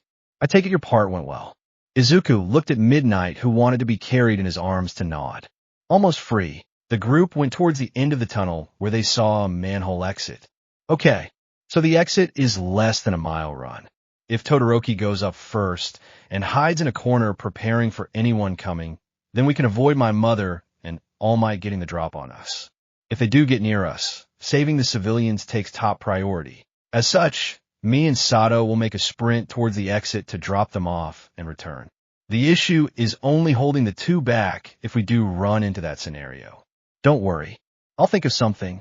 The electric quirk user nodded at Todoroki as he began jumping out of the tunnel first. When the coast was clear, he motioned for everyone to follow him out. They continued on towards the goal as fast as they could. When they neared it, they noticed Toshi charging at them as fast as he could, with Izuku having to think of a drastic approach. Crap! He pushed Midnight to hang over his shoulder before extending his hand. Just before Tashinori made impact, he slammed face first into a solid electrical field, which then promptly sent him flying in the opposite direction. Well, that was anticlimactic. Sometimes Toshi isn't the brightest and can fall into some kind of easy tricks. Izuku smirked as they exited the fake city and laughed hearing this from the purple-haired vixen. But that won't keep him for long. It's merely just a really strong repulsion magnet. I did that to be able to do this. Izuku responds before lifting off the ground and beginning to fly. He glanced back at the spot his brother impacted to see him stand up. I am free, and you fell for a really easy trick for me, bro. Literally a trick I had since I was 6. The 2 pros came out of the fake city for them to tramp. Take a look around. Izuku responds. All Might looks around the crater he was in, had all sorts of exposed rebar from his impact. Midnight watches in awe as Izuku points a finger down at the ground, creating a reverse Faraday cage for All Might, trapping him in a tomb of electricity. Well, that's one. Where's Mom now? Not necessary. The test is already done. Nana came down from the sky, with the teachers coming from the monitor room. Nicely done, you 9. Now if you all would follow us towards the infirmary to give all of you our results. The group did as they were asked to head into Recovery Girl's office. There, they noticed the other 9 of their classmates bandaged up. The heck happened to them? The group somewhat shouted before seeing Nana smile. I kinda got a bit ahead of myself.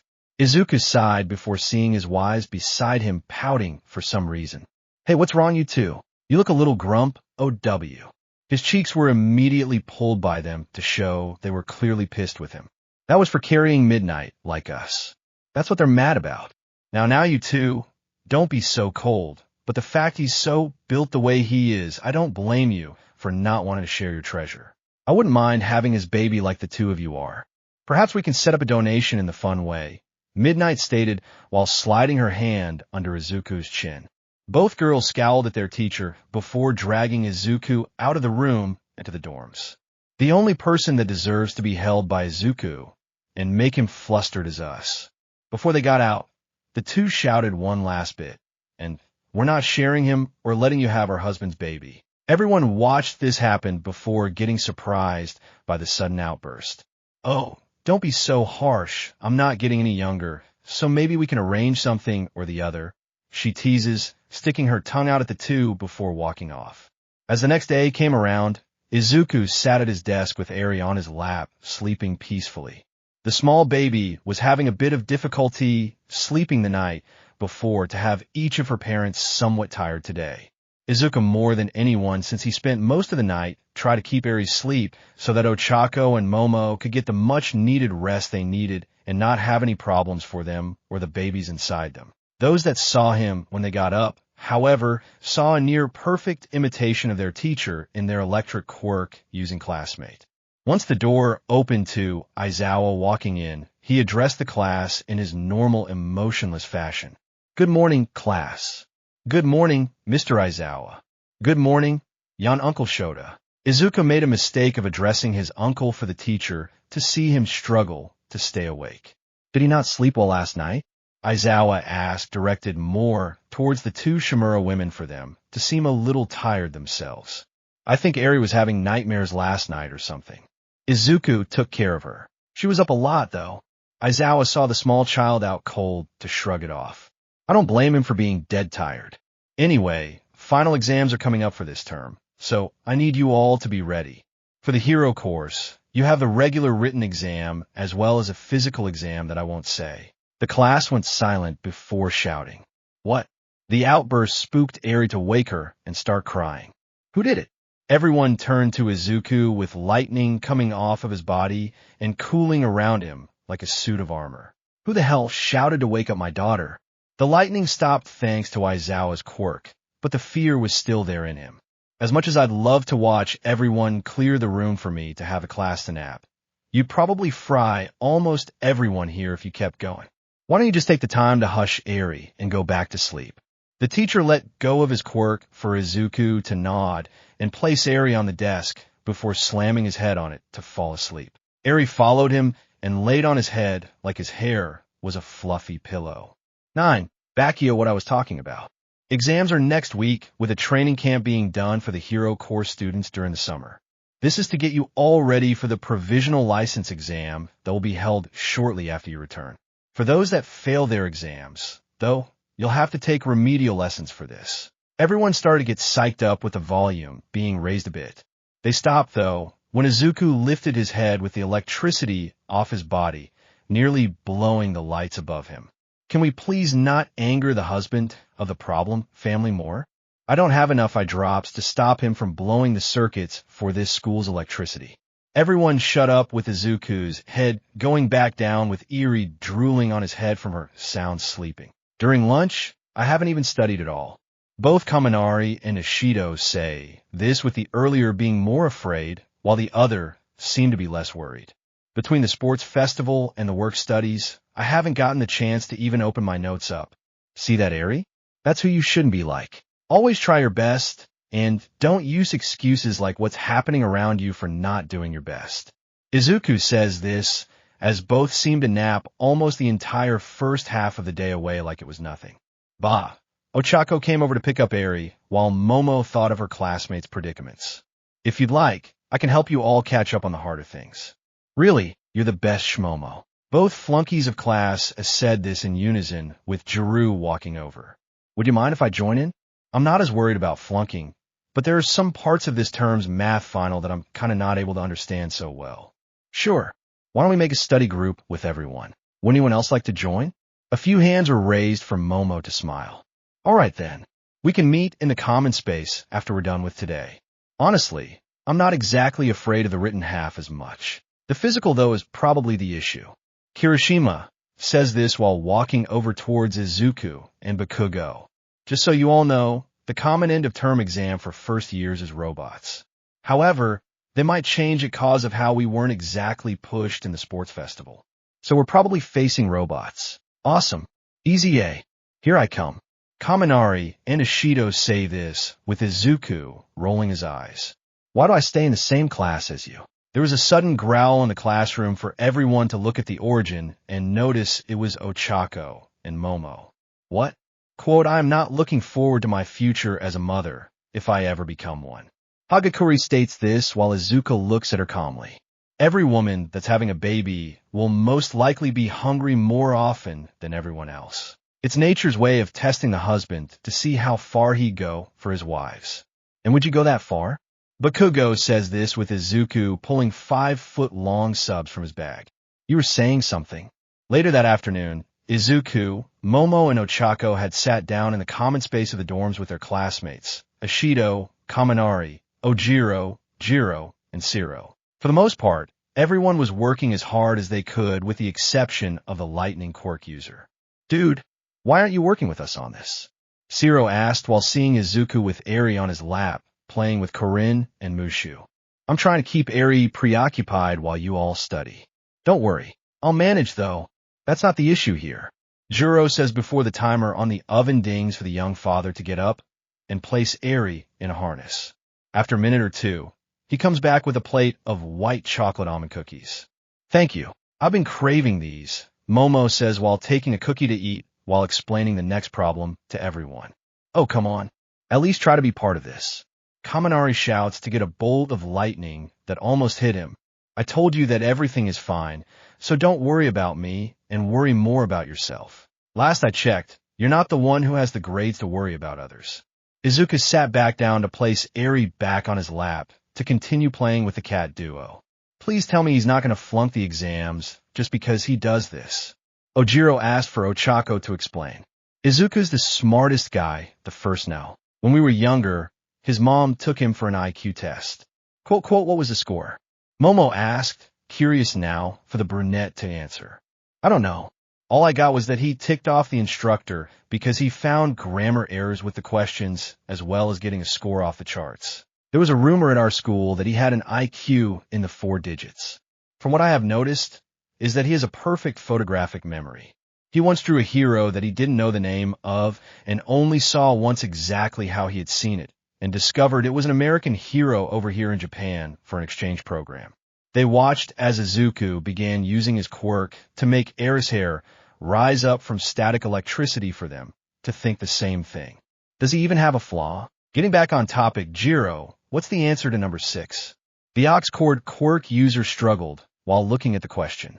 She tried to figure it out with the formula she believed was the answer with Izuku coming over. Use this formula instead of the one you're using. It'll help. Jiro noticed the difference and seemed to get to the answer needed. Nice job. Now, Shido, can you do number 7? She looked at the question to laugh. I don't get it. Momo then walked over to explain what to do and tried pointing her in the right direction. It only took about 5 minutes to explain the problem with Izuku doing the same with Kaminari for it to only take half the time with him. 4, okay. That was a good attempt. Moving on to the next section. Izuku passed Ochako and Momo a bit of tea for them to sip while they continued the session. Now he's just showing off. Siro points out while he levitates the pot and the cups in the air. He can show off all he wants. I know he'll do fine. The sad matter is also that he'll probably do better than me. Momo admits as a way to agree with Ochako for them to continue working while also watching Izuku goof off basically. I'm going to be really annoyed if he does fine on this while I'm working my butt off. Everyone thinks this while Momo goes on to the next question with Ochako answering it the best she could. One time skipped to the exam. A week went by with everyone working their hardest to get the best score they could with hopes to pass. Well, everyone but Izuku. He spent the entire week focused on taking care of Eri, while also watching Ochako and Momo to make sure they don't overwork themselves. This somewhat annoyed those who worked to get a good grade, but was kind of hoping this would backfire on him. When the test finally came, those that worked hard at least saw the difference. Pencils down. Aizawa says this with the last person in the line coming up and giving the scantrons for them to be graded.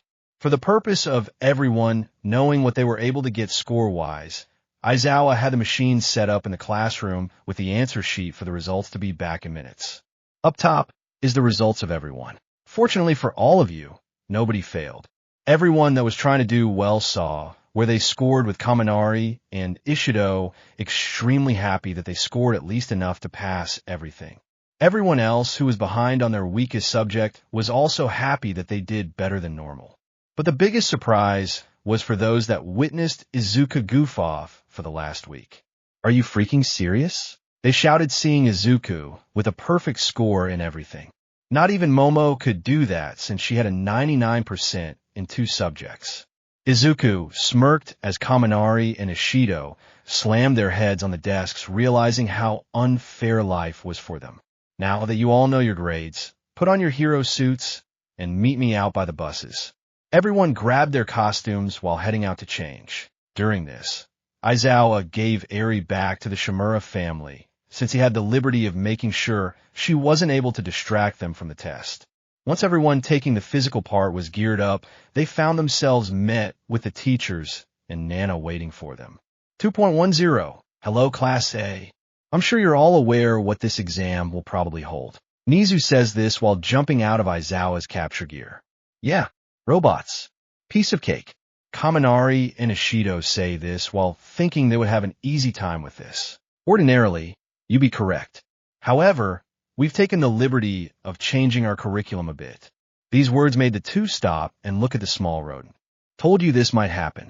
Izuku says this while giving his pinky for Eri to tug on. For today's final exam, you will be put in teams of 2 and facing the faculty of UA. Isn't that exciting? The cheerful tone of the small animal didn't sit well with the students as they all shouted. We're facing the teachers. Daba. Eri tries to simulate the shock everyone had to gain a laugh from her grandmother. This is mainly because you've all seen action before. If by some chance you all did face the robots like you would have, it will be too easy for you. This is more as a way for you to be pushed to your limits. But don't worry, we'll be holding back just enough for you all to pass. We also have your opponents and who you're put with already set up.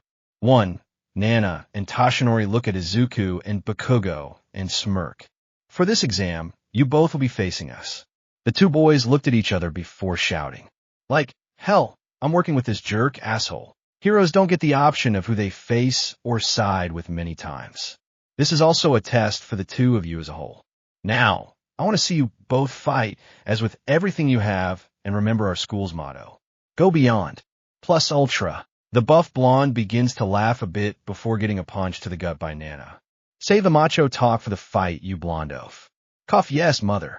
Great. I'm facing my mom and my brother. Worst of all, I'm with the one asshole that I want to avoid having anything to do with. Why did I have to be with fucking Deku of all people? Neither person wanted to give an inch with the situation. They were not making things any better. Ochako and Momo walked into the monitor room with Recovery Girl. They sat on the seats offered while Eri was gnawing on a teething ring. The small girl had recently been having difficulties with her teeth, starting to come in for the 3 to start freezing her teething rings to try and help ease the pain a bit on her. So how much do you think Izuku's going to work with Bakugo on? Ochako asked for Momo to start thinking. Probably about 4.35% chance that the 2 work together. About 8.19% chance if Izuku tries to win after Bakugo loses. And the 87.46% chance that Izuku and Bakugo will fail because of their inability to work together towards the common threat. 6. Eri watched the monitor where her father was with it, giving a close-up to both Izuku and Bakugo. She immediately blew a raspberry at the ash blonde, prompting her dislike of him. Dababo. The 3 in the room stopped for a moment to look at Eri while she continued to gum on her teething ring for everyone to laugh at her discomfort towards the ash blonde. It appears little Eri isn't the greatest fan of Bakugo. 1. I don't blame her, recovery girl. All he's done since we've had her is try and pick fights with her father. Horrible first impressions. Ochako states this while the small child acts like she isn't aware they're talking about her to simply gum the teething ring. With Izuku and Bakugo, the two got off the bus to their destination with Nana and Toshi staying near the front. They wandered into the area with Izuku attempting to make a plan with Bakugo. Kakin, we need a plan here. Izuku offered for his input for the ash blonde to ignore him. I'm serious right now. We're facing my mom and brother. Two heroes that are our number one. Once again, Bakugo remains silent for Izuku to finally lose it and grab him by the collar. Will you give me an answer already instead of being a mute asshole? Fuck you. I'd rather do this by myself instead of working with you. You think I like doing this with you? I'd rather have the fucking pervert instead of you. At least I can use him as a bat if things go south. The two were so caught in their argument that they didn't hear the bell ring and both Nana and Toshi behind them. 2. You know your personal problems should have been settled outside. Nana states this before sending Bakugo flying into the air with a punch to the gut. Izuku prepared himself for a fight before getting a Texas smash to the stomach by Toshi and sent a distance. Might have overdone it a bit. I think you overdo things a lot sometimes. Bakugo came back up from his fall to see he was near a power grid in the city. Fucking old hag is gonna die. You're angry at me. That's good. That means you'll come at me with intent to kill. Nana floated beside Bakugo for him to attempt to blast her. D. She moved out of the way for him to try again. D. Once again, this happened for the ash blonde to begin blasting wherever he could have tried and get her for Nana to keep dodging. Sometimes I wonder what some people saw in you. You have an amazing quirk, and you do give it your all, but that ego of yours needs to go if you'll ever win at anything. Shut up, you fucking hag. Bakugo tried to blast Nana again for him to only be grabbed by the hair and slammed into the ground. Lessons are still lessons, even if they're learned the hard way. Today, I'm going to drill into your skull the fact that you can't always win alone. This is a similar lesson you and Izuku have failed to learn for the most part. With Izuku recovered from his punch to stand up coughing a small bit of blood out of his mouth. I gotta hand it to you, Toshi. You're up there in years, but you can still give a punch that can knock a normal person's lights out. Good to know. Toshi came over with the two taking a fighting stance. Izuku charged in first with a straight punch for Toshi to counter with an uppercut. Izuku evaded this to try and sweep his brother's feet to only have him evade and narrowly miss kicking the dark-haired boy in the face. Quick reflexes. Impressive, Izuku. Oh, I'm going to make you more than impressed when things come down to it, bother. Izuku started activating his electric quirk, specifically his warping ability, warping right behind Toshi to try and punch him.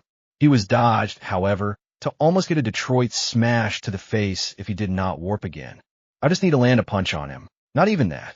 A hand so I can use my new ability. Good thing I found a way to make myself able to move through electric currents.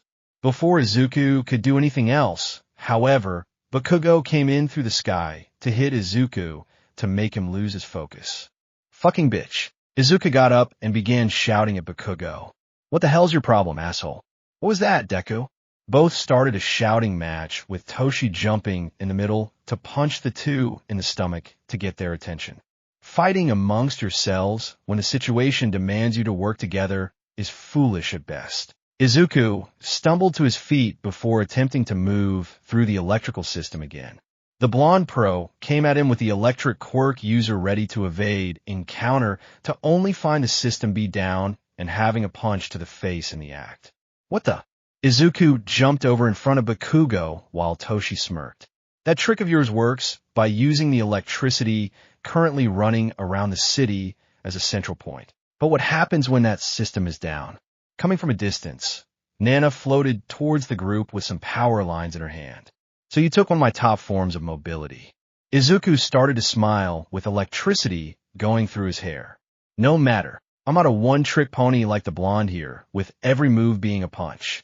A wave of energy was felt around everyone for all the debris in the area to start levitating around Izuku. Now, special move, Magnetish Mine. Out of my way, dumbass. Bakugo kept charging while destroying the debris and having it all hit him by accident. He got up to start yelling at Izuku almost instantly. What the fuck was that? I didn't plan on you getting in the middle of that. If anyone's to blame for that, it's you. You wanna fucking go, bitch? Bring IT. At least then you'll get a taste of what real talent is. Both were ready to fight before Izuku had a knee to the gut and Bakugo had a punch to the face by Nana and Toshi. This is pathetic of the two of you. All you had to do is work together and you might have been able to get one of us before now. But instead, you both chose to take your anger out on each other and make things worse. You two are no heroes. You're hardly able to even call yourselves young adults. Nana stated this while continually beating on both Izuku and Bakugo with no restraint until they were on the ground motionless beside one another. Ochako and Momo watched in horror as their husband laid on the ground in pain and motionless. I think you might have gone overboard, mother. They're still breathing, so I doubt it. The two started to walk away, with Izuku looking up to the sky. Hey, Kachin. Bakugo started opening his eyes in pain to reply. What? Quote, let's work together for 10 minutes. It honestly makes both of us sick to our stomachs, but I hate losing as much as you. 1. A silence was between the two before the ash blonde spoke. Whatever. Both started to stand up with Nana and Toshi turning back at them. If you both can't fight together, then this is pointless. Nana was cut off by a punch by Izuku to have her slide a little back before preparing to attack. You're so grounded. She attempted to attack Izuku for him to jump back and have Bakugo come back and blast the dark-haired mother in the face. Izuku then retaliated with using OFA to knock her into an already destroyed building. 5. Something tells me she's going to be really sore at you when she gets out of the Toshi was the next to go flying when Izuku and Bakugo released a massive blast of the Ash Blonde's explosions and the dark-haired one's magnetic force to send him back as well. Now this got interesting. Nana came out ready for a fight when she noticed Bakugo come at her pulling one of the pins on his grenades at her. Oh, the blast cracked the pavement near them with Toshi coming to his mother's aid. Seems Izuku has abandoned you to fend for yourself, young Bakugo. What shall you do now? The buff blonde grabbed Bakugo by his skull to slam him into the ground to disorient him. Nana then came out of the wreckage looking for Izuku to not find him anywhere. So what are you two planning? You shitrags are going to see in about 5 seconds. You ready, Deku? 1. Izuku was seen atop the roof of one of the buildings with all the debris in the area to condense into a single mass. This trick takes time to do in a large mass. So be ready to see how this goes. Special move, Magnetosh Mine. The ball came at the 3, with Bakugo using his second round in his other gauntlet to get Toshi off before blasting out of the area. That does not look good. Toshi started to worry a bit while the mother looked at her son's attack with pride. Not bad, Izuku, but it's not going to get both of us. Nana jumped away just before it could connect with her for only Toshi to get caught in the blast. The impact made everything that wasn't screwed down act as a kinetic force that trapped the pro inside a giant ball of debris that was being made the entire fight. In a sense of speaking, Toshi and Nana had their own hand in this victory. I guess Toshi should have used his head more, but you still have one more left. 1. That's fine by me. Izuku used his warp ability to get right next to his mother to surprise her a bit. How? I cut the power here. That ability puts off a lot of electrical feedback. I was able to ride the waves for one last warp right next to you. He placed his hand on his mother's head before smiling at her. This ends it. Nerve install, nerve jamming. An electric force came out of Izuku to force his mother into a state of shock where her body was unable to move. She began falling before Izuku used some of his last bit of energy to repel the effects of gravity by an electromagnetic pulse. Well there, Dao. Izuku was cut off by feeling his body fall down, with Bakugo grabbing him before he hit the pavement. 2. I honestly didn't expect that to work. Guess being the nerd you were worked in your favor. Izuku tried to say something, but found himself unable to and just simply flipped Bakugo off. If I could speak right now, I'd tell you to go fuck yourself, you asshole, but I'll wait for later. That way, I can make a joke that I still get more action than you.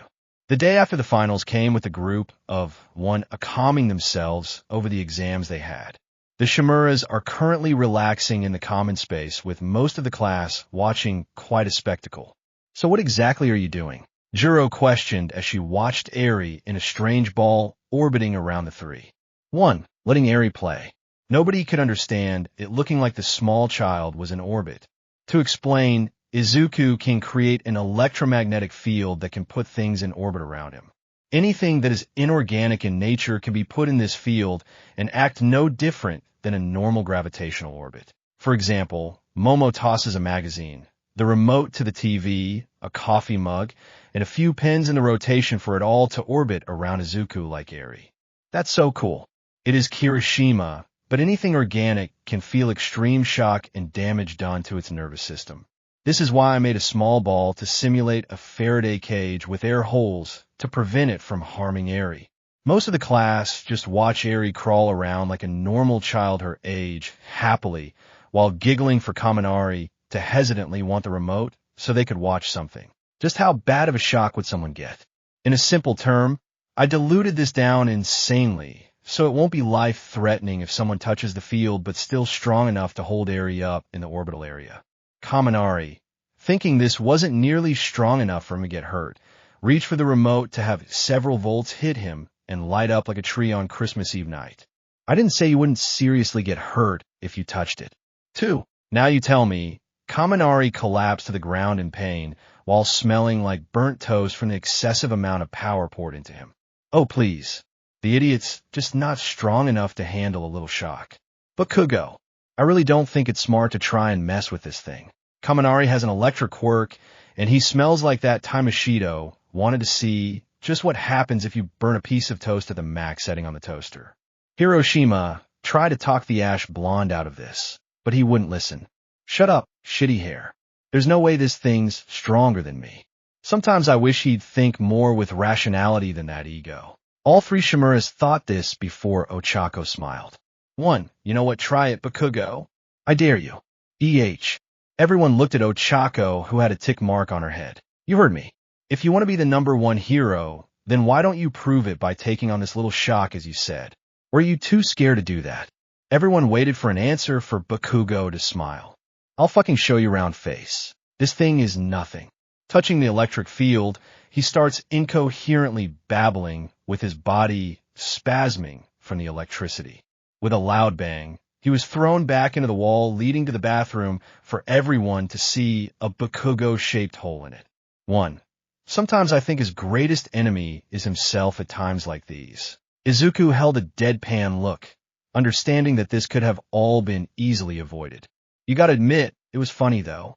Ochako began laughing with Izuku and Momo glancing at her. 1. Sometimes I forget that you can be as dark and mildly sadistic as Izuku. Oh, come on, Momo. You can't tell me he doesn't deserve this half the time. Momo thought for a second before agreeing. You have a point there. I finally got it. Mineta came barging in through the front door holding up a rather obscene video case of a woman tied up for Izuku to pull Eri back towards him to cover her eyes from the strange thing. Finally, I can fact a luscious married woman getting. He couldn't even finish his sentence when he hit the field Izuku made and was sent flying up through the roof and out of the dorms. 2. Is he going to be all right? Sato asked, coming out with a tray of cookies. Maybe. Depends where he lands. Izuku deactivated the field to place everything down and grab cookie. If he lands on solid ground, I don't think he'll live through this one. But he might live if he lands on something like a garbage bag or something. He took a bite of the cookie to smile. Cinnamon apple. Nice. Thanks. I was trying to think of something sweet for Eri when she's old enough to enjoy sweets. Go right ahead, everyone. I made plenty. Everyone else started grabbing some for Momo and Ochako to smile happily at the taste. Eri is going to be happy when she can eat cookies with these. The small child tried to grab Momo's cookie to give everyone a laugh. Time skipped to the weekend. Due to a twist by Aizawa, everyone from class was able to go to the training camp, including the 5 that failed the final exams. However, there was going to be punishment for them in the form of remedial lessons for failing the practical. Due to a twist of where they would be, the group of 20 or 21, counting Eri, had to go and pick up 1 or 2 things they needed to be ready for the camp off their list of required items. For the Shimura family, they needed bug spray, some sunscreen for their young child, new shoes for Izuku, who accidentally melted his hiking shoes a while back, causing a little bit of a short-circuit incident that made the dorm smell like burning rubber for a week, and a few pairs of shorts for Momo, who normally didn't wear things outside of a dress or jeans. Truly astounding how sheltered the woman was growing up. Even her spouses are amazed at times how easily she have missed some simple things in a normal life. All right, if we can get everything quickly, there's a playground on the 2nd floor that Eri can play in. How about we try and get everything and give her some time to play with kids her own age? Izuku said with a smile, seeing the small child wave her hands in excitement. I think you have a fan of that plan already. The trio laughed at Ochako's comment before heading into the nearest store to grab Izuku a pair of sneakers for the trip. Since it was an outing store, they were also able to find the bug spray that was also safe for children. Their next stop was a clothing store that had some nice shorts that fit Momo rather nicely. Well, kinda. In Izuku's hearing range, he overheard some guys talk about how large her ass was in the shorts and how they wanted to see just how tight they really were on her. This infuriated the Electric Quirk user to the point the lighting in the store began to brighten up and a few lights atop the guys broke. This earned an ear pinching from both his wives as they paid and dragged him out of the store. They wouldn't show it, but the fact Izuku was jealous over them was somewhat satisfying. Finally, the group went to the convenience store nearby to grab some sunblock that was high enough for Eri's skin. When they finished, the trio walked towards a playground where they let Aries play with other kids. Kinda hot one today. I know what you mean. It's not the most enjoyable. Mono pulled a handkerchief out of her pocket to take the sweat on her head off. I'll go get something to drink if you two can keep an eye on Eri. Okay. Izuku walked through the mall to find a vending machine with some teas inside it for them to drink. He made sure to grab something rather sweet for Ochako, who's been craving sweet things more than normal these days, and something rather soothing for Momo, who seemed to be a tad easier to aggravate lately. All right, and 1 green tea for me and a bottle of water for Eri. When he pulled everything out of the machine, he felt an arm wrap around his neck. 1. Hey, weren't you the guy that won the sports festival and the guy that took down Stain? So cool. Can I have an autograph? He couldn't put a finger on it, but something about the guy seemed familiar. Sorry, sir, but I'm kind of in a rush right now. Going back to those women you're married to? Single quote, just who is this guy? Izuku looked closely until he noticed a wicked grin accompanied with light blue hair and red eyes. This must be Fate Izuku Shimura. Immediately, Izuku let out an electromagnetic shockwave that paralyzed Shigaraki, with him jumping behind him and tying his hands together with his belt. I'm not taking chances here. You think I'm the type of person to just let you walk in and do what you want? A scene was being shown with Izuku and Shigaraki having people walk over and surround them. Can someone call the police and tell them that a high-ranking villain has been captured? A bunch of people brought out their phones to start recording, not paying attention to him. This isn't the time to be recording. How pathetic. Even when you're trying to do good, all these people care about is showing what you're doing to the world. I can see the videos now. Boy uses quirk Uglatibla. Shigaraki was shocked by Izuku, shutting him up for a moment. 1. Before he called the cops on his own phone, why can't people think for once and do what should be done? Question mark single quote. It only took a few minutes for some police to arrive and notice Shigaraki to force everyone to pull back. A few cops questioned Izuku, with him explaining the second he realized who Shigaraki was. He knew it was a life or death situation with his quirk to not take chances and use it in a matter of defense. The only time he used it somewhat outside that line was to incapacitate him in order to call the police. Since the issue was dire, they were able to avoid problems with Ochako, Momo, and Eri being let in. Izuku. They ran to the Electric Quirk user, making sure he was okay. We saw a video of you holding someone down and you saying he was a villain. Are you alright? Who was the villain? Bah! Eri tried to mimic the worry from her mothers to have Izuku a little overwhelmed. 2. Please calm down and I'll explain. The villain was Shigaraki. I'm okay, and the video was when I found out and stopped him. Fortunately, since it was him, They're giving me a slap on the wrist because he was a dangerous criminal that having him here would have been a life or death situation. And I was able to smooth things over with my investigation. Tsukachi came over with a clipboard, holding Izuku's testimony to the act. The last zap you did may have you questioned, but it was in hopes to stop Shigaraki, so you could call the police, which you asked the people to do, and was denied as a security camera caught along with a viral video that was from start to finish of the incident. Technically, you did everything as close to the book where arresting you would be more harm than good, so you don't have to worry about drawbacks. So am I free to go? Yes. Just try not to get into any more trouble. I know it finds you a lot of times, but it's hard to work things that are debatable grounds to arrest you. I'll keep that in mind going forward. Izuku and the girls walked back towards UA, thinking today was enough excitement for them. As they did, reality hit them about what happened. Holy crud, Shigaraki's down. That means the league doesn't have a leader. Ochako was somewhat overjoyed, thinking the group that was striking fear into them since they started who might be coming to an end. Maybe, but the actual founder is still out there. This is a great win, but that doesn't mean we're out of the woods yet. Until I see Kirojiri and that man behind bars. Please just accept the win, Izuku. You don't have to focus on the fact your family's sworn nemesis is still around. I know there's still steps before we can breathe without worry of the league, but accept the win as it is right now. Momo said this with worry while Eri started playing with a bunny. She had to amuse herself. Okay, for today, we relax knowing the league will be cut thin without a leader. Tomorrow we focus on the training camp. The group continued walking down until reaching a cake shop to buy one as a commemoration of the success of today. To be continued. I thanks for listening to my video. Don't forget to like, share, subscribe, and comment below your favorite part. Sayonara, see you in the next video.